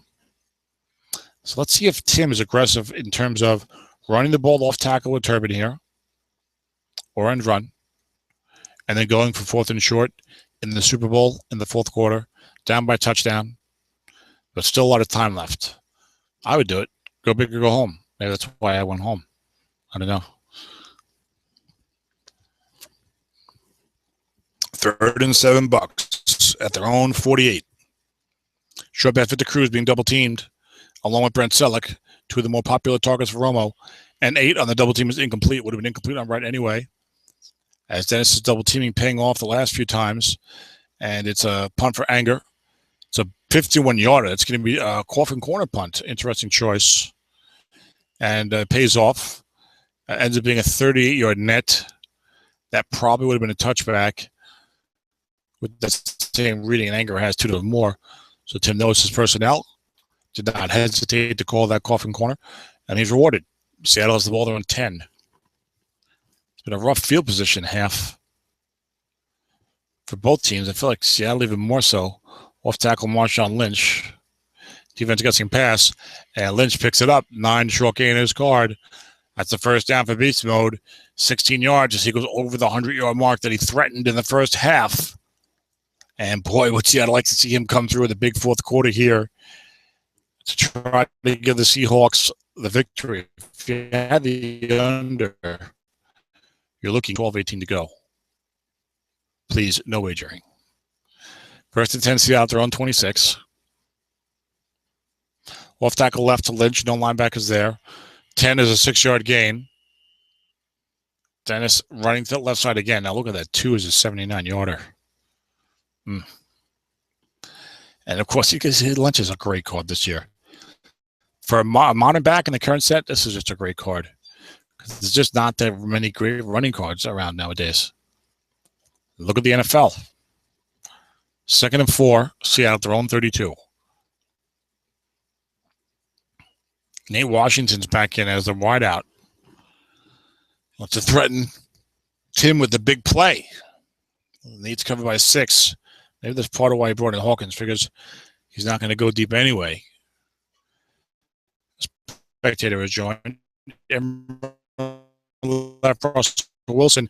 Defense is 6. Dennis needs to avoid that defensive end. 8 on the defense's card. Russell gets his team out to the 44-yard line. He's got 5 carries for 43 yards. Broadcast looks good. Volume looks good. Dan watching. 11:06 to go in the Super Bowl. Seattle 13, Tampa Bay 6. First and 10, their own 44 play action. Heath Miller. Actually, is a 5. Rashad Jones makes the play. Derek Morgan, is I forgot that Heath is the second tight end on this club. 5 out of 5. Derek Morgan, former draft pick that Tim was patient with, has rewarded him with some fine play. Now kind of in his NFL prime. 2nd and 10, Seattle at their own 44. You feel the rhythm they had in the first half kind of returning on this possession. If they can get downfield, get even a field goal, they'd be in great shape. Short pitch, Julius Thomas, 3 men there, no double team, 1 blitz. Defender X again. They covered by a 5. 5 out of 5. 5 out of 4. White die 4, rather. 5 versus a 4. So now Tim's secondary 5 is coming through with the big plays. Well, with the strong plays to stop the Seahawks passing game. Dennis is so desperate for this first down. He knows if I can just get down there, just another 20, 25 yards. 25 yards, really, at least. Kick a field goal and go up by more than 1 score, please. He goes pistol. Defense 3-3-5 blitz. It's Percy Harvin. They're not likely to see a run here, I don't think. The Rattler was only a 4. You could see it off tackle left. But then it has been throwing it in 3rd and long, pretty much. We've seen a lot of single double teams from Tim in these spots. Some double teams. I think Harvin was the target last time. He's covered by the 4, Bruce Irvin. So that's the obvious one that everyone looks at. And run left, Russell Wilson. There's a linebacker there. Dennis needs his own card. Derek Morgan, only a 4 behind him. Offensive onside guard, +5 or +1. And Wilson gains 5 yards. That may be one of his last end run options of the game. 9:54 to go. 4th and 5 from their own 49. The Seahawks will punt it with John Ryan. He goes for the coffin corner. Successfully keeps it away for Antonio Brown. And it's inside the 20. Another good coffin corner down to the 10. This has been a punt fest here, the second half, in terms of, and there's been some first downs, but it's all been field position and defense. So it's been nice. You know, guys having to grind it out. Trust the defense, make some play calls. Tampa at their own 10. They've started drives at their own 1, 2, and 10 this game, at least. Off tackle draw to Shady. Defense gets the pass. Shady gets boxcars 12. It's a big run. Pass the 20, pass the 30, out towards the 40. A 26-yard gain for LaShawn McCoy. A face of the franchise here with the Buccaneers. Gains 26 yards in the fourth quarter of the Super Bowl. Gets them out to their own 36. 13 carries, 79 yards for the real Slim Shady. Short pass, Antonio Brown, double team by Reggie Nelson. 2 blitzes on the play. Tim does not have the best pass blocking in the world. And Romo goes back, and he goes down. Down goes Romo. Defensive end William Hayes against Trent Williams, only a 5 this year. 5 on an 8 with the blitzes helping him. 1-40 sack. And after the 26-yard run by Shady, the Seahawks correctly double team. Blitz 2 guys. Bump Hayes up to an 8. Would have been a sack probably anyway on a 1-11. But they're rewarded with a 6-yard sack. That's a big one because all of a sudden, there's only 8:42 to go in the Super Bowl. Oh, my. And Tampa needs a touchdown to tie. We have a scoreless second half. 13-6, folks. Tim likes to run it with Shady. 2nd and 16. Does not really have the short game type of card that you like here. Off tackle draw to Shady. No linebackers behind. And it's a defensive end +2 or +9. That +2 or, +9. The veteran Justin Tuck just announced his NFL retirement. He's still a 5, getting the job done in the Strat. Makes it holds McCoy to only a 2-yard gain. So we 3rd down and 14, Tampa, at their own 32. 8:06 to go. As another spectator has joined. The late crowd, that must be the West Coast crowd, tuning in at 7:07 Pacific time. 3rd and 14 Bucks. That could be Zeb. He's a West Coaster. Alaska. That's really West Coast. It's so West Coast, it's almost far East Coast. Put him bump. 3rd and 14, Tampa at their own 32. 8:06 to go in the Super Bowl. The Bucs are trailing 13-6. Seattle was dominant in the first half, but it's been a defensive second half. Short pass, Brent Sedlock, single coverage. 3 men there. Sedlock's having a good game. 8, Romo's got incomplete.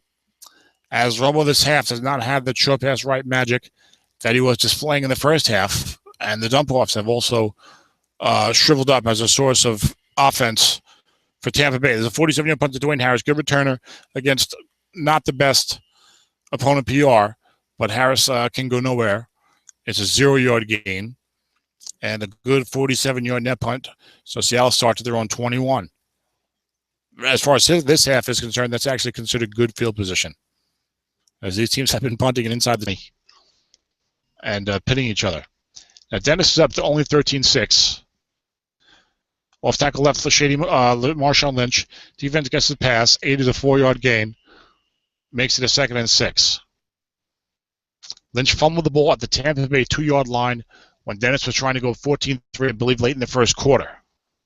Dennis missed an extra point late in the first half, so that's why it's 13-6 and not 14-6.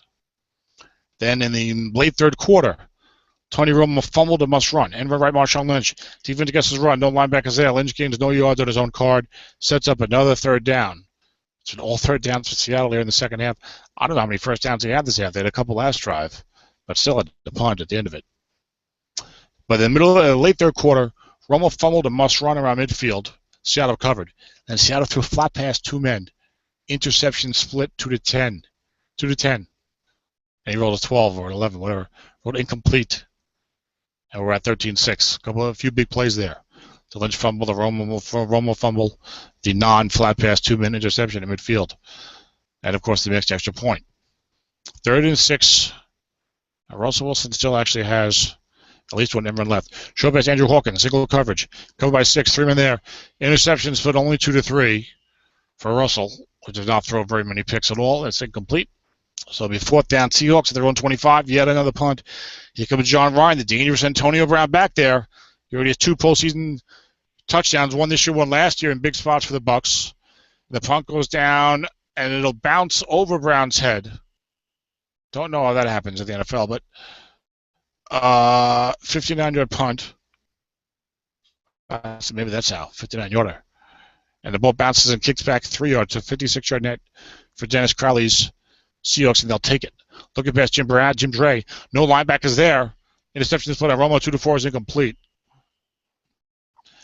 Dennis has been blitzing. It's interesting. See, Strat, all about the cat and mouse, all about adjustments. It's about a lot of things, but these things are important elements, of course. Dennis had his inside linebacker staying and looking pass for most of the first quarter. Then he started bringing one up. Then he started bringing two up. Long pass, Antonio Brown, double teamed. 2 linebackers there, picked off 2-6, incomplete. But there's a pre-snap penalty anyway.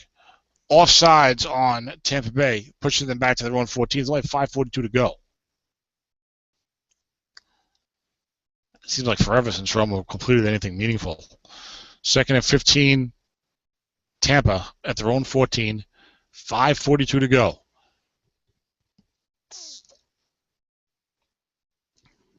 Buccaneers looking to somehow get a drive going here. Threatened to get to midfield. They've only done it once this half, and they turned it over. On a Tony Romo must-run fumble. Like a 23 chance out of 1,000. It's actually a high fumble number. A lot of these quarterbacks do have higher fumble numbers. Of course, they have fewer handles. Short pass, Jim Dre. Defense gets a run. Romo's called complete, 5 for 13-yard gain. Dennis thinking that Tim's going to run it with Shitty. He's already hit a couple of big runs. I'm going to catch him on this. But Tim said, I don't have enough time for that nonsense. I need to throw the ball. And Romo gets a 13-yard completion, but it's not a first down by virtue of the penalty on the previous play. So it's 3rd and 2 Tampa at their own 27, 5:24 to go in the fourth quarter of the Super Bowl. They trail 13-6. Urgency. The urgency is now for the Buccaneers. Robert Turbin in the pro set. Tim, do not hand it to Frank Summers, please. Off tackle right, Robert Turbin. 2 men there. Defense double teaming. Penalty would have been a first down. Another penalty on the Bucs. 9 gets wrong on Turbin. Would have been a first down. Now the penalties are killing Tampa Bay. And it is 3rd and 7 Tampa at their own 22. I'm reluctant to try and open up the box score because I don't want to miss a key play here in the fourth quarter. 5:24 to go. Super Bowl time. SOMIFA style. How you like me now? 3rd down and 7. Tampa at their own 22. 2 penalties have killed them this possession. Short pass, Victor Cruz, single coverage. Can Tim get a break here and get that first down to overcome those penalties? He's a 5, 6, 7 or a 3 on Romo's card, or a must-run 4 might get it, 2-7, I believe. A dump off could help, particularly on the linebacker no men column. And there's a dump off defender X plus 2 or plus 8, only a 2-yard gain. Brent Selleck brought down by Dante Whitner. It's 4th and $5 for their own 24 with 4:48 to go. Tim's going to have to kick it here. Now keep in mind that there's a block punt on this guy's card. Both punters have it, and Dennis is not adverse to going for the block. He goes for the block here. You want to play that game this way and want to win last year. But Angry gets it off, and it's a boomer. 58-yard punt, and that's all over everyone's head as they're playing for the block. And it kicks back 3 yards, a 55-yard net. I'll tell you, these punters are earning their money tonight. Not often you get too excited about punting, and I'm not excited about punting, but they've done a very good job, that's for sure. I'm mildly impressed. That's about the strongest compliment you can get out of me when you're talking about strap punting. Well, we have another listener. That is Nathan. Andrew left. Marshall Lynch running at DeMarcus Ware again. And Ware makes a tackle, holding Lynch to a 1-yard gain. 2nd down and 9. Seahawks at their own 22. This is where disaster struck them, I believe, in the SSFA, perhaps divisional round or semifinal. I don't remember. Then it suffered 2 unlikely fumbles backed up in this type of situation and lost a game that he was winning the whole way. Hopefully I'm not jinxing him by bringing that up. 2nd and 9 Seahawks at their own 22. Remember Antonio Brown lurking as a punt returner. And remember right, Marshawn Lynch. Defense goes short yardage. Beast Mode can only get 2 yards. Penalty on the play. Oh, man. Personal foul on Tampa Bay as the last 6 minutes of the Super Bowl look like they'll be decided by penalties mostly. Tampa Bay had, I think, close to a first down, brought back for 5 yards. Then a 3rd and 2, they had a first down, brought back for 5 yards. And then they just were going to set up a 3rd and 7, but it's a personal foul. So the Seahawks are at their own 39. Looking past Andrew Hawkins. Linebacker is a 6 there. 6 is a 3-yard completion. Seattle's out to their own 42 now. Only 3 minutes to go in the game. Tampa needs a stop. I can bet you dollars to donuts that Dennis will punt the ball out of bounds if he has to punt.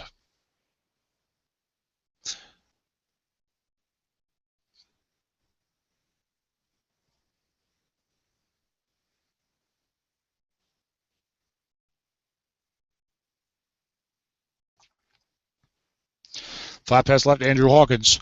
Defense going short yardage. Hawkins has been good today. 12 of the defensive card. That's going to be a big pickup in the white die 6. 20 yards, 25, 30 yards. Andrew Hawkins gains 30 yards on a white die 6, 12 on the defense.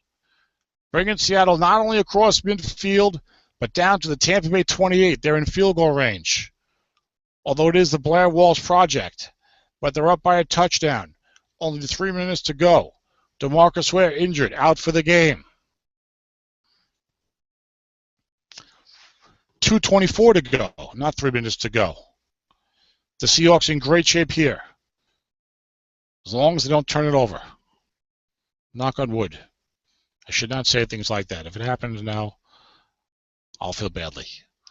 Defense showing blitz. Defensive end 4-6, Brian Robeson, the veteran, in for the injured Ware. Left tackle right, Marshawn Lynch. No linebackers there. Defense calls run. Beastville gets a 4-yard pickup. Now his fumble number is only 6. And I would say he's unlikely to fumble, but he fumbled at the Tampa Bay 2 in the first quarter, which really hurt at the time. It really hurt, period. Even now it hurts thinking back about it, but it hurt. 2nd down and 6, Bruce Irvin has 13 tackles. 2nd and 6, Seattle at the Tampa Bay 24, 2-minute warning. Defense showing blitz. Tim almost trying to go Dennis into a bomb or something to maybe gin up his chances at an interception. He's got to do something.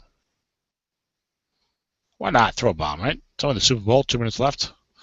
Off tackle left, Marshawn Lynch, linebacker there. Beastville loses a yard. Now the Blair Walsh project was only like 2 to 8, 11, and 12 from 13 to 22. Or maybe even from the 3 to 12 after that stupid extra point penalty. So I don't know what he is out here. But it's probably not that great. Dennis will be kicking himself if he settles for a field goal and misses it. And Tim comes back to tie this game. 3rd and 7, Seahawks. Remember, Dennis, go big or go home. Well, maybe not in this case. Run it and kick the field goal. If it's good, you're almost certainly going to win the Super Bowl. Tampa used their first timeout following that run by Lynch. Off tackle left to Lynch. Defense gets the pass. Lynch gains 5 yards. Tampa calls their second timeout, and it's the Blair Walsh project from the Tampa Bay 20, a 37-yard kick for a man that I now hate. I had no problem with him up until last month. Here's the field goal attempt. And 2-12, it's up and good. 16-6. Shades of Pittsburgh, Minnesota Super Bowl. Kickoff down to the 8, return 29 yards. But what's important here is that scoreboard with the score and the clock as the Seattle Seahawks lead the Buccaneers 16-6. They're up by 10 points. Only 90 seconds left in the game. Tampa Bay has only 1 timeout remaining. If Tampa gets in field goal range for a good field goal attempt, they'll probably try and kick the field goal quickly, save the time on the clock, and try the onside kick, which they will most certainly need. They need a score, an onside kick, and another score. And one of those two better be a touchdown. And then right to McCoy, trying to hit that 2 or 3 on Shady's card. 12 boxcars. Shady with another big run across midfield to the 40, the 35, the 30, the 27-yard line. LaShawn McCoy with a 36-yard run as he is going off. in the second half for the second game in a row, at least I believe. 15 carries, 116 yards. And there you go. Tampa Bay calls their final timeout. They got first down at the Seattle 27. Are they going to try a field goal? No. He's not going to try a field goal. Okay. In the NFL, I think you keep the ball, but maybe if he gets close, he'll try the field goal, but no timeouts left, so I don't know. I also don't know what Josh Brown is out here. He might only be 2-11 12. Long pass, Brett Selleck, one linebacker there. Two guys blitzing, receiver gets right, incomplete. 2-4-12 for the NFL Eagle tight end. As we have the makings of a fantastic finish. 1:15 to go. Second down and 10. Tampa cannot waste any time here at all. Even if they score and get an onside kick, the clock is still a huge factor working against them. Selleck, 8 catches for 64 yards. Romo's still under 200 yards passing. Tampa probably closing in at 200 yards rushing, but they have yet to find the end zone.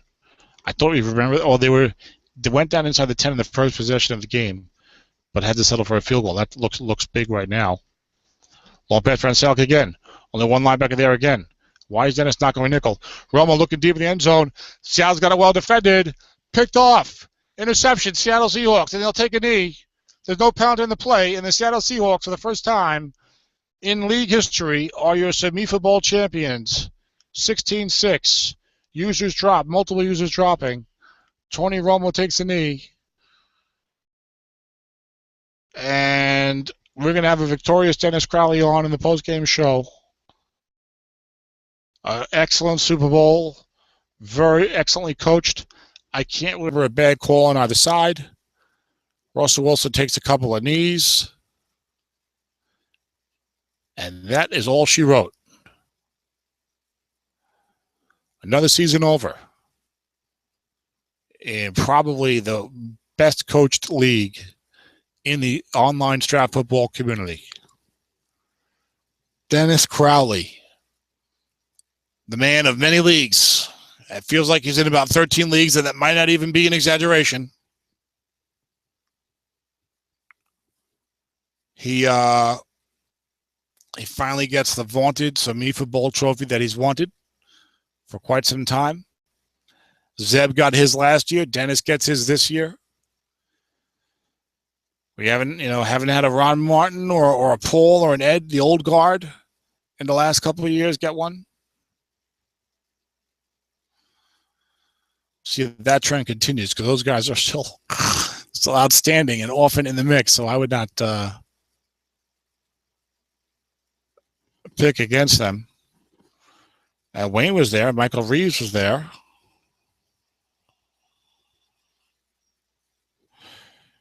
Dan Moore looks like he's bowed out. Nathan's sticking around for the post-game show. What a nice competitive Super Bowl we just had. 16-6 final. Tampa won the toss and deferred. Dennis didn't do much on his first possession. Tampa came down a long drive for a field goal. They cracked the Seattle 10. I think they had a 3rd and short around the 9, but couldn't make anything happen. Dennis's offense then went to work. They had a great first half at 260 yards at halftime. Most of it was just solid plays. I think he did have a 39-yard dump off, gets right to Marshawn Lynch. He had a 23-yard looking pass, long gain touchdown to Andrew Hawkins on wrong. But there was just a lot of solid yardage, just every drive, bang, bang, bang, bang. So he took a 7-3 lead in the first quarter. And then I think it was either late first quarter or early second quarter when Dennis had the ball 2nd and goal at the Tampa Bay 2, looking to go up 14-3. And Marshawn Lynch on a 6.0 out of 1,000 fumbled away, and Tampa Bay recovered their own 2. And they may have driven for a field goal as a result of that. They did ultimately add a field goal somewhere in the second quarter to make it 7-6. And Dennis came back with a touchdown, another great drive. But after a penalty on the extra point, Blair Walsh missed the extra point from the 7. So it was only 13-6. Which had made it only a 1-touchdown game without having to go for a 2-point conversion. And 10 tried to get something going right before the half. It didn't work out. And I think Dennis had to try a long field goal Dennis came down after a couple of Russell Wilson end runs, got wrong in the final 30 seconds or so of the half, and he got down to the Tampa Bay 38, and Blair Walsh is a 38 guy to do 6, 11, and 12. He missed that one, so it stayed 13-6. Tampa Bay, by virtue of deferring the original coin toss, they received the kick to start the third quarter, but Seattle's defense was strong and stopped them. And you saw a lot of that from both teams in the second half, especially that third quarter, early fourth quarter. I mean, second half, let's see. This is weird.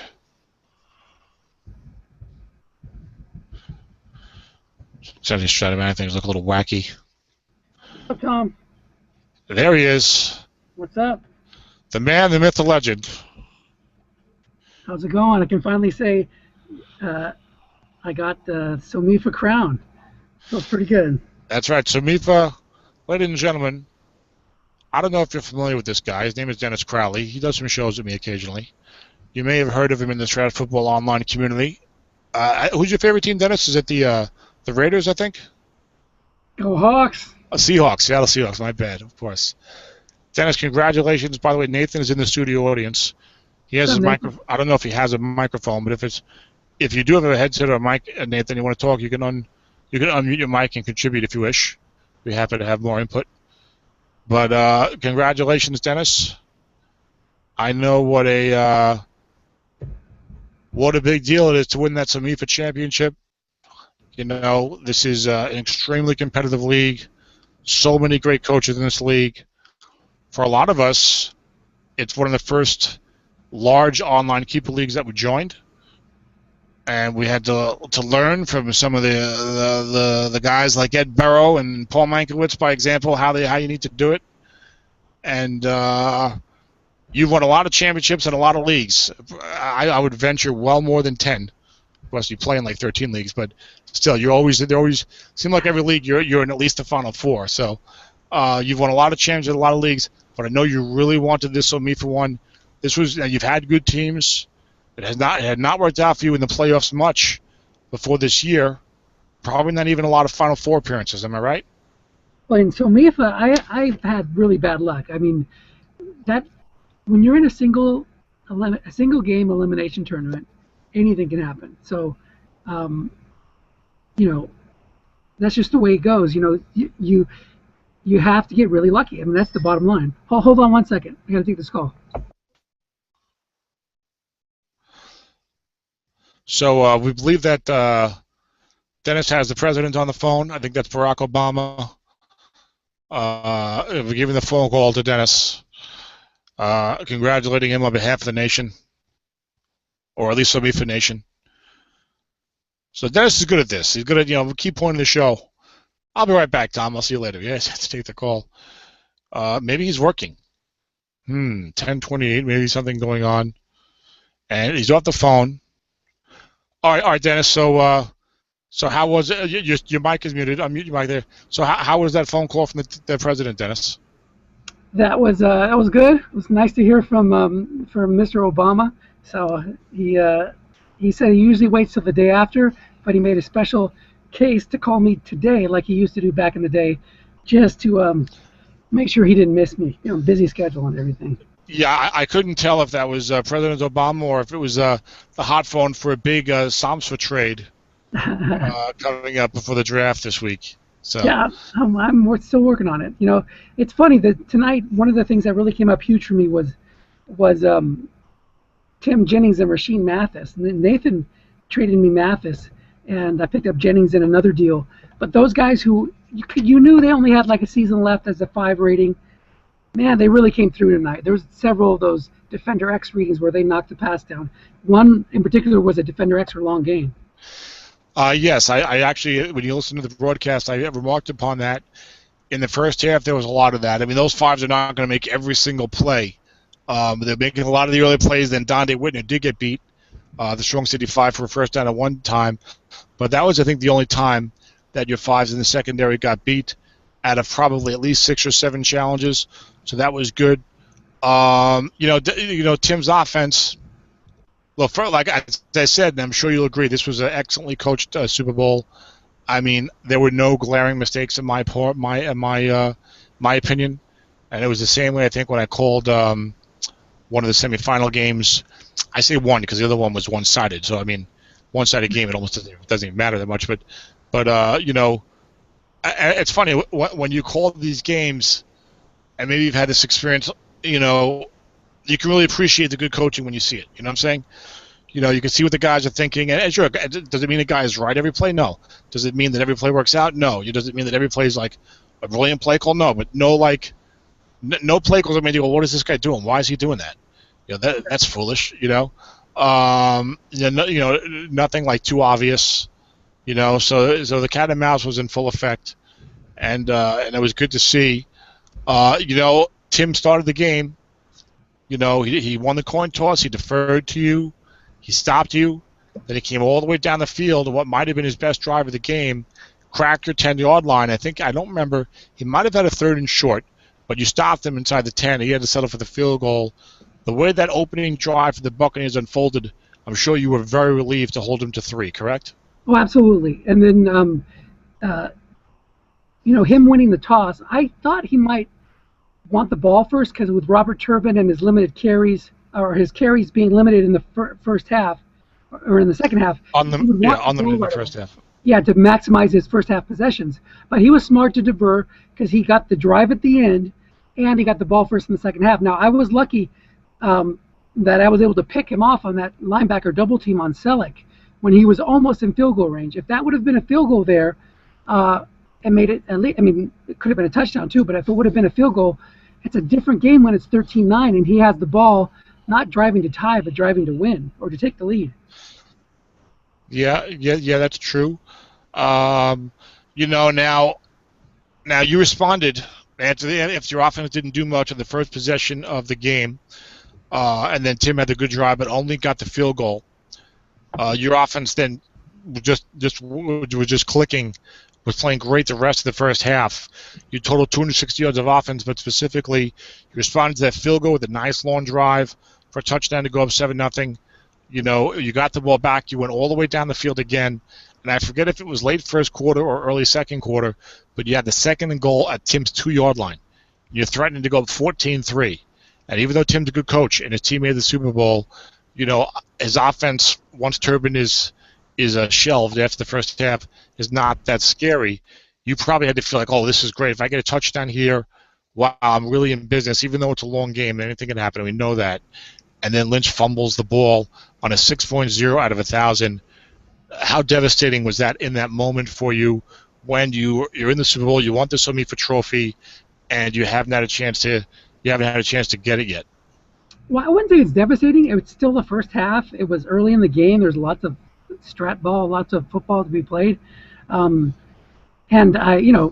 He takes over there very deep in his own territory. So I think that, I wasn't really worried about the fumble. Of course, I would have loved to get a touchdown there, but that was 3rd down. So he had already held me. I was going to kick a field goal, and my field goal. Are you sure that was 3rd down? I thought that was 2nd and. Yeah, no, it was 3rd down. Okay. I'm pretty sure. And yeah, so he had stopped me there on 3rd down, and I would have had to kick a field goal. And Blair Walsh, as he proved, is not that great even inside the 10. So, it would have been more disappointing or more devastating if it was like a pick 6. I think those are really, really tough to come back from in Strat if you get one of those. So a fumble where he's pinned in his own territory, that's okay. I had a lot of room to play defense, make sure that drive ended in a punt. Yeah. Now, and of course that early second quarter, 14-3 does not mean you won the game. As you said, it's a very long game, so it's a good lesson for anyone listening. Because some guys, I think, get down on these things a little more than they need to. And like you said, there's a lot of football left to be played, a lot of coaching to do, and you have a huge impact on the rest of the game with your coaching. Now, actually, Tim then did a tremendous job because from starting at his own 2, he drove all the way to your 30-yard line and kicked a field goal to make it 7-6. I just checked the bowl possession and drive chart, in the game. Okay, Okay. and then you came down, and again your offense was really clicking in the first half, and you scored a touchdown with about 4 minutes to go. No, you scored a touchdown with 1:07 to go. Right? Let me see this. In the first half, and you're going to go up 14-6, and there's a penalty on the extra point, pushing you back. You have to retry the extra point, and the Blair Walsh Project misses the extra point. I knew you were smiling about that. Well, good. I was what? What are you saying? You told me before the season, like, if you're a contender, what are you doing sticking with that Blair Walsh guy? I mean, you should spin that pick and get that elite kicker if you think you're going to, have a chance at the title. And sure enough, that came back to bite me in the Super Bowl. So. I did say that before the season. Okay. Well, I mean, 2 to 8, 11, and 12 from the 3 to the 12. I think you may have grouped it in with our Janikowski conversation with those long runbacks in the other league.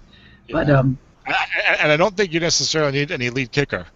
But 2 to 8, 11, and 12 from the 3 to 12, that's not. I told you he's not that bad, and then you kept telling me he's not that bad. He's terrible. Well, I mean, for a modern kicker, it's all relative because it's not 1967. The guy's not going to be 2 to 6, 11, and 12 from the 20. You know what I'm saying? Yeah. But he can be 2 to 8 from the 20, whereas other guys are 2 to 9, 11, and 12, or 2 to 10, or whatever, or 2 to 9 and 12, whatever. And so many games can come down to one possession or whatever. Now, I'm getting sidetracked slightly, but we'll get back on the game in a moment. But I know you've talked about not wanting to get rid of kickers when you've invested a good pick in them. Blair Walsh had the great rookie year. I don't remember if you drafted him or traded for him. The same thing. I drafted Greg Zuerlein, and right before the season, I traded Zuerlein to Nathan for Walsh. Now, both kickers are bad, but Zuerlein was the worst kicker in the set according to NFL Edge rankings. So I traded up from like 32 to 26 or something like that by getting Walsh in a straight swap. So I still wanted to have something for my investment of my 5th-round pick or whatever it was, 3rd-round pick. So. Sure, yeah. Now, of course, next year, I don't know how he's going to be, but according to Viking fans, I don't think he had such a great year, but I don't know. But Dog fans love him, so I'm good. Yes, that's right. But what was I going to say?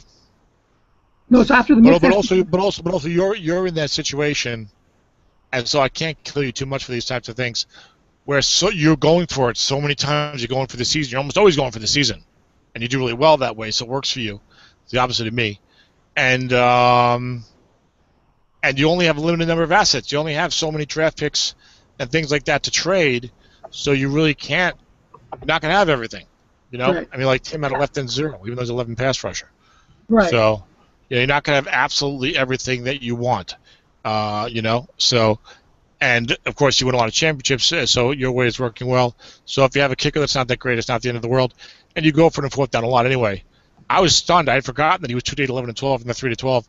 Because he tried the extra point. I was like, what the bleep was that? I was like, 2 to 8, 11, and 12 on an extra point? Well, did they move it back already? I wasn't paying attention. Is it already the 15? I don't think so.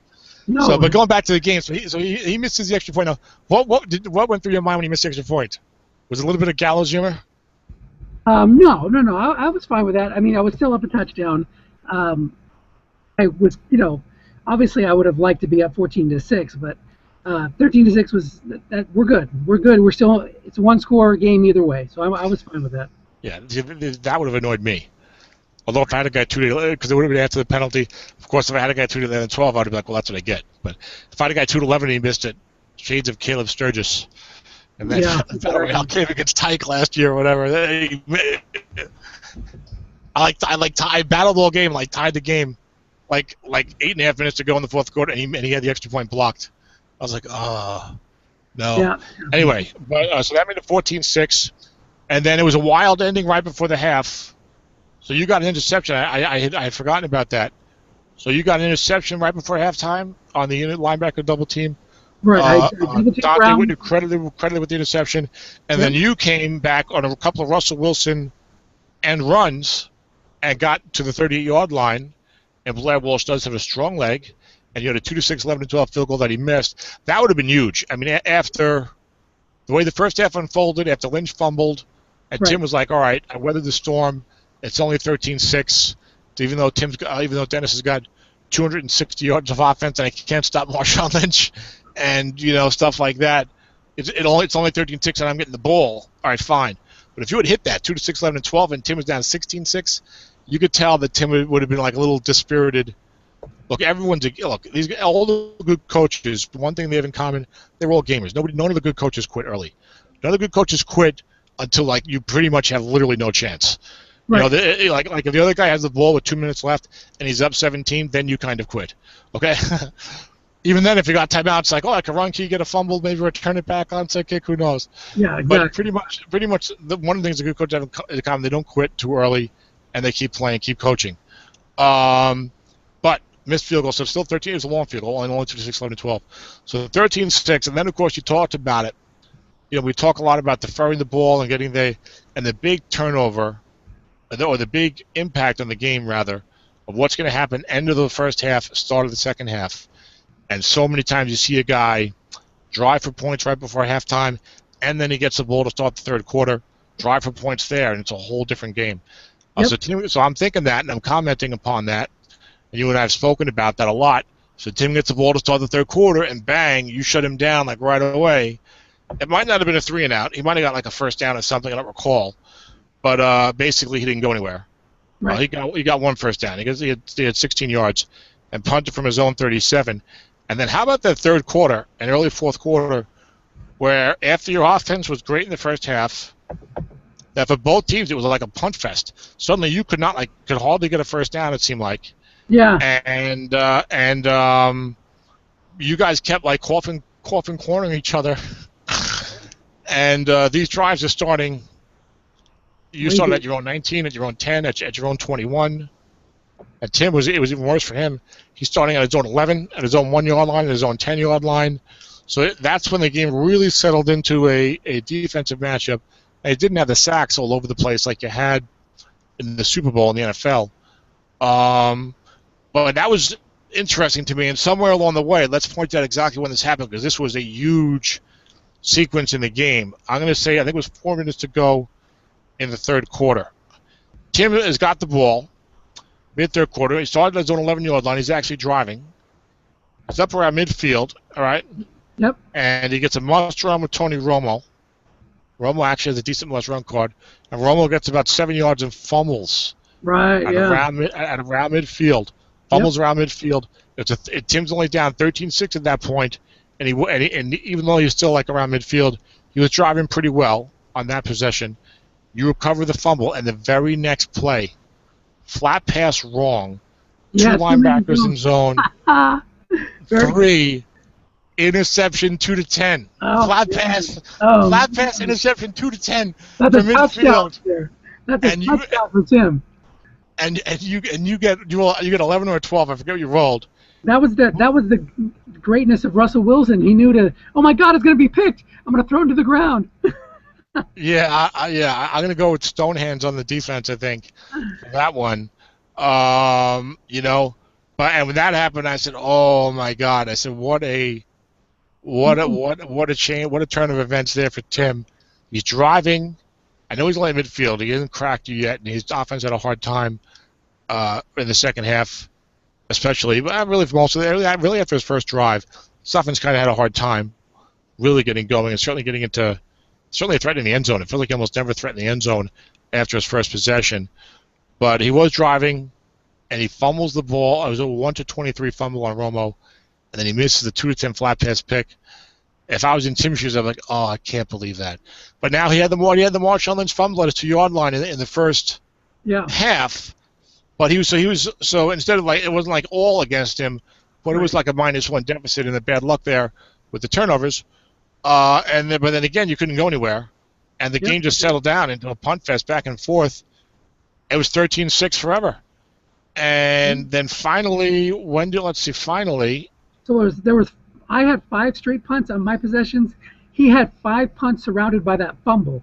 So that was the same thing. So probably 10 straight punts if you take out that fumble.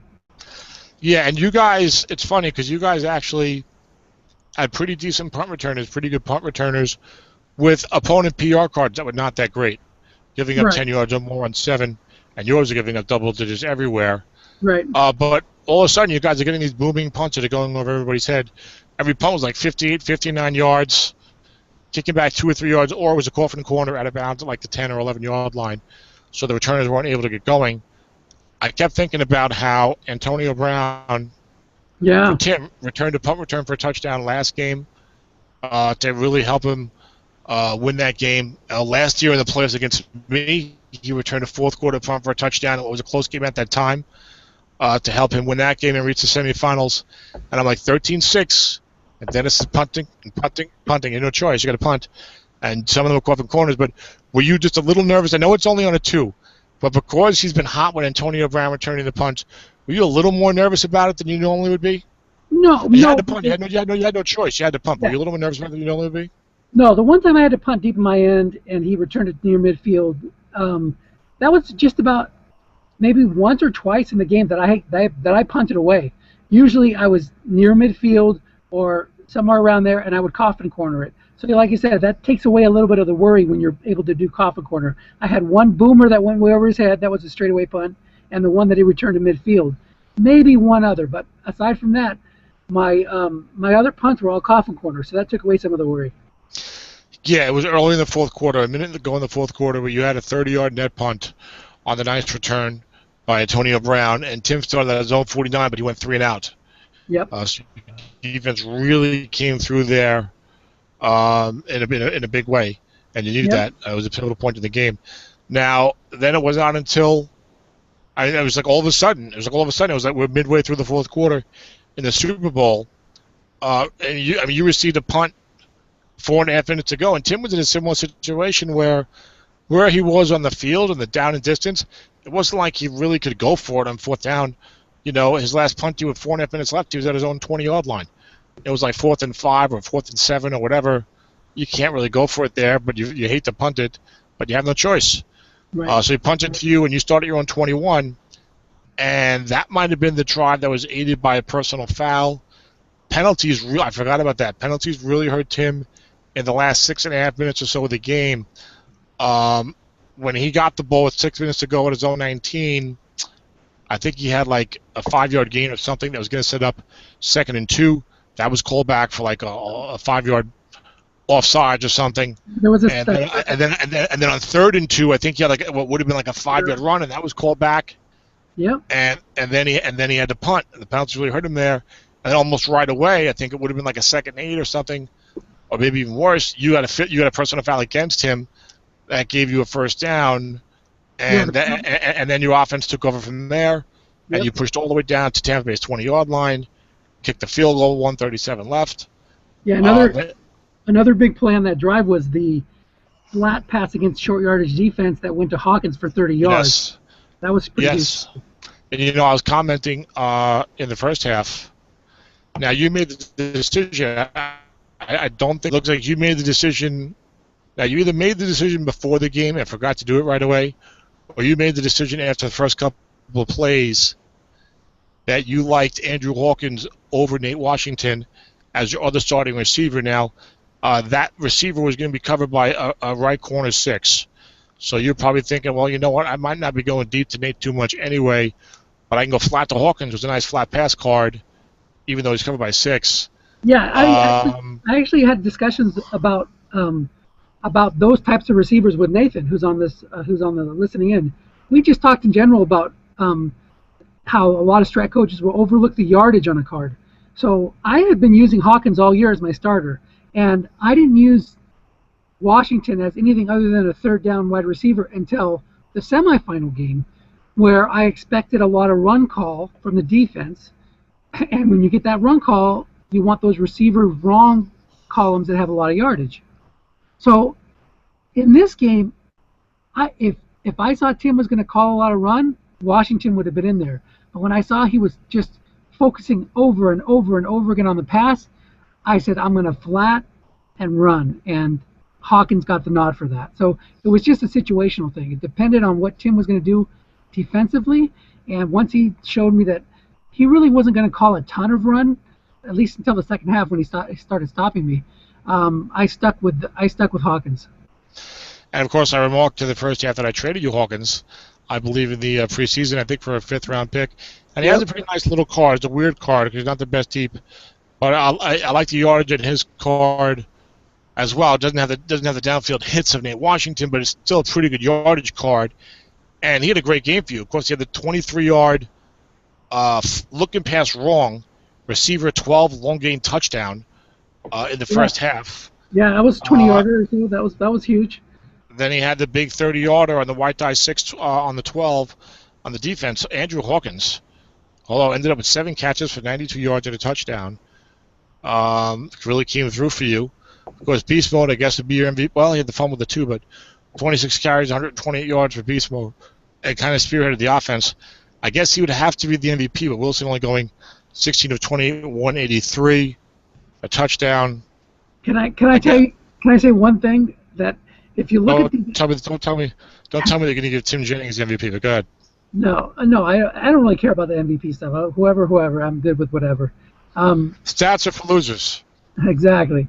On that flat pass, 2-man in zone, that was not a pick because it was an 11 on a 2-through-10 split. If I had thrown that flat pass to the other flat or to the look-in zone, that's a pick. Because on the 1-man zone, it's 2 through 4, 11, and 12.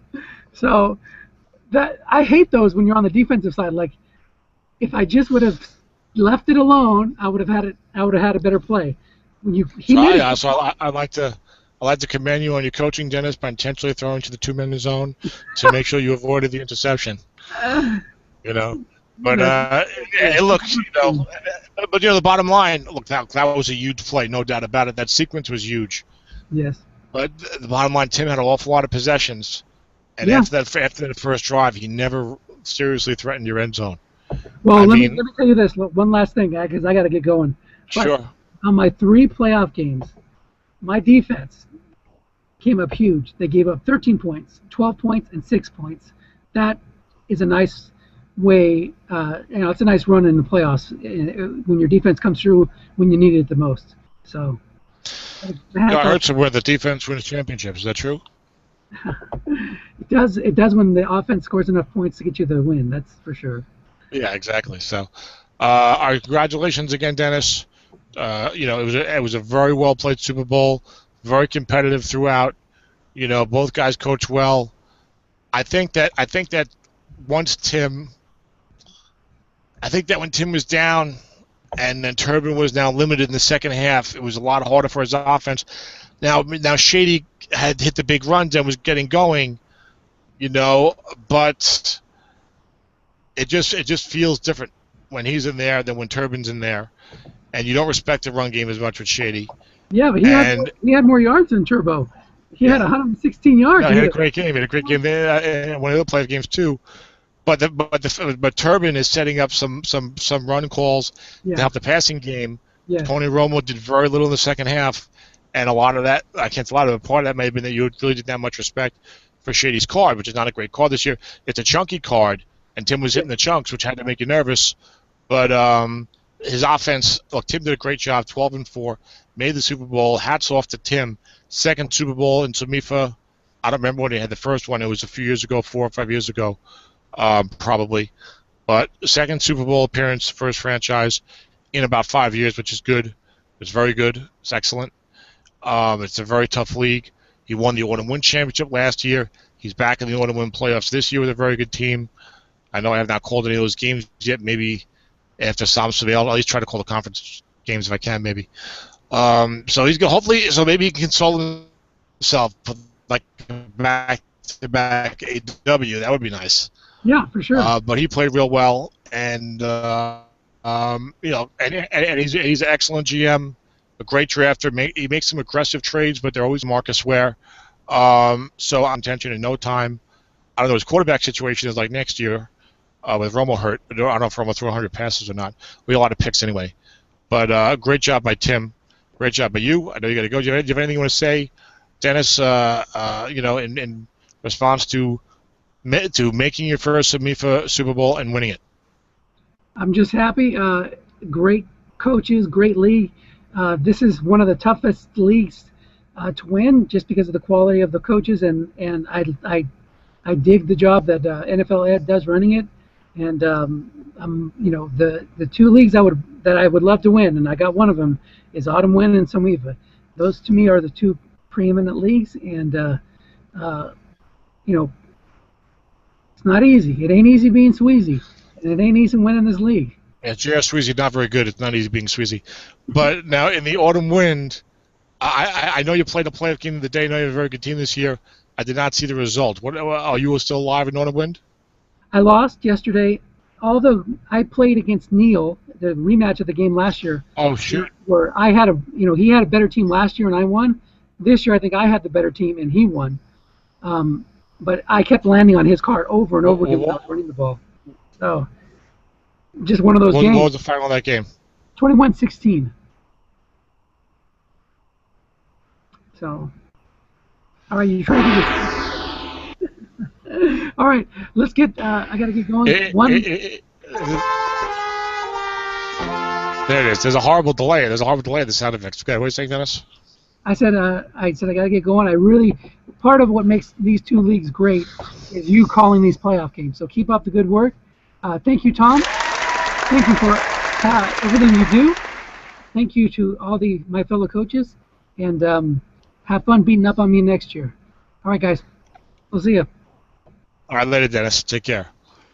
All right, folks. That was Dennis Crowley signing off. The new SOMIFA champion of the world, as he finally takes home the coveted SOMIFA crown. 16-6. Seattle over Tampa Bay. These guys coached an excellent game. You can see why these franchises do so well. You can see why these guys have a lot of success in all their leagues. It's a combination of things. I mean, there's a lot of psychology in strat football coaching. Sometimes you get a feel for what the guy's going to do when you're right, and you can own a guy all game by being on him. You didn't see a lot of open zones in the passing game, either flat or long. It's a lot of correct double teaming. There's a choose your poison element when you're playing against a team like Dennis is that has a good passing game and a good running game. And Tim's for the first half. McCoy's not bad, and he did a good job for Tim. He had a great game, but he's not going to draw the run calls, so it's harder to pass then. So very competitive, very enjoyable Super Bowl. Tim just had to feel like he just never got over the hump. He couldn't punch it in for the touchdown in the first possession. He threw the interception about a minute before halftime. He got the Marshawn Lynch fumble at his own 2, which was huge. Yeah, he got the penalty and the missed extra point, which was huge. But then couldn't get things going in the second half.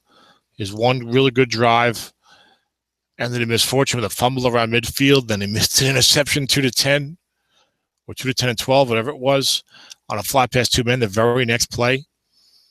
And after that, he never really threatened seriously. With about 6 minutes left, a couple of penalties against him when he was down 13-6 and had to drive, killed him, including one that wiped out a first down on 3rd and short, I believe. Then a personal foul on his defense helped Dennis in the next possession to make it even harder. Looking past long gain, White die 6-12 for 30 yards. So, Tim's team just could not get over the hump.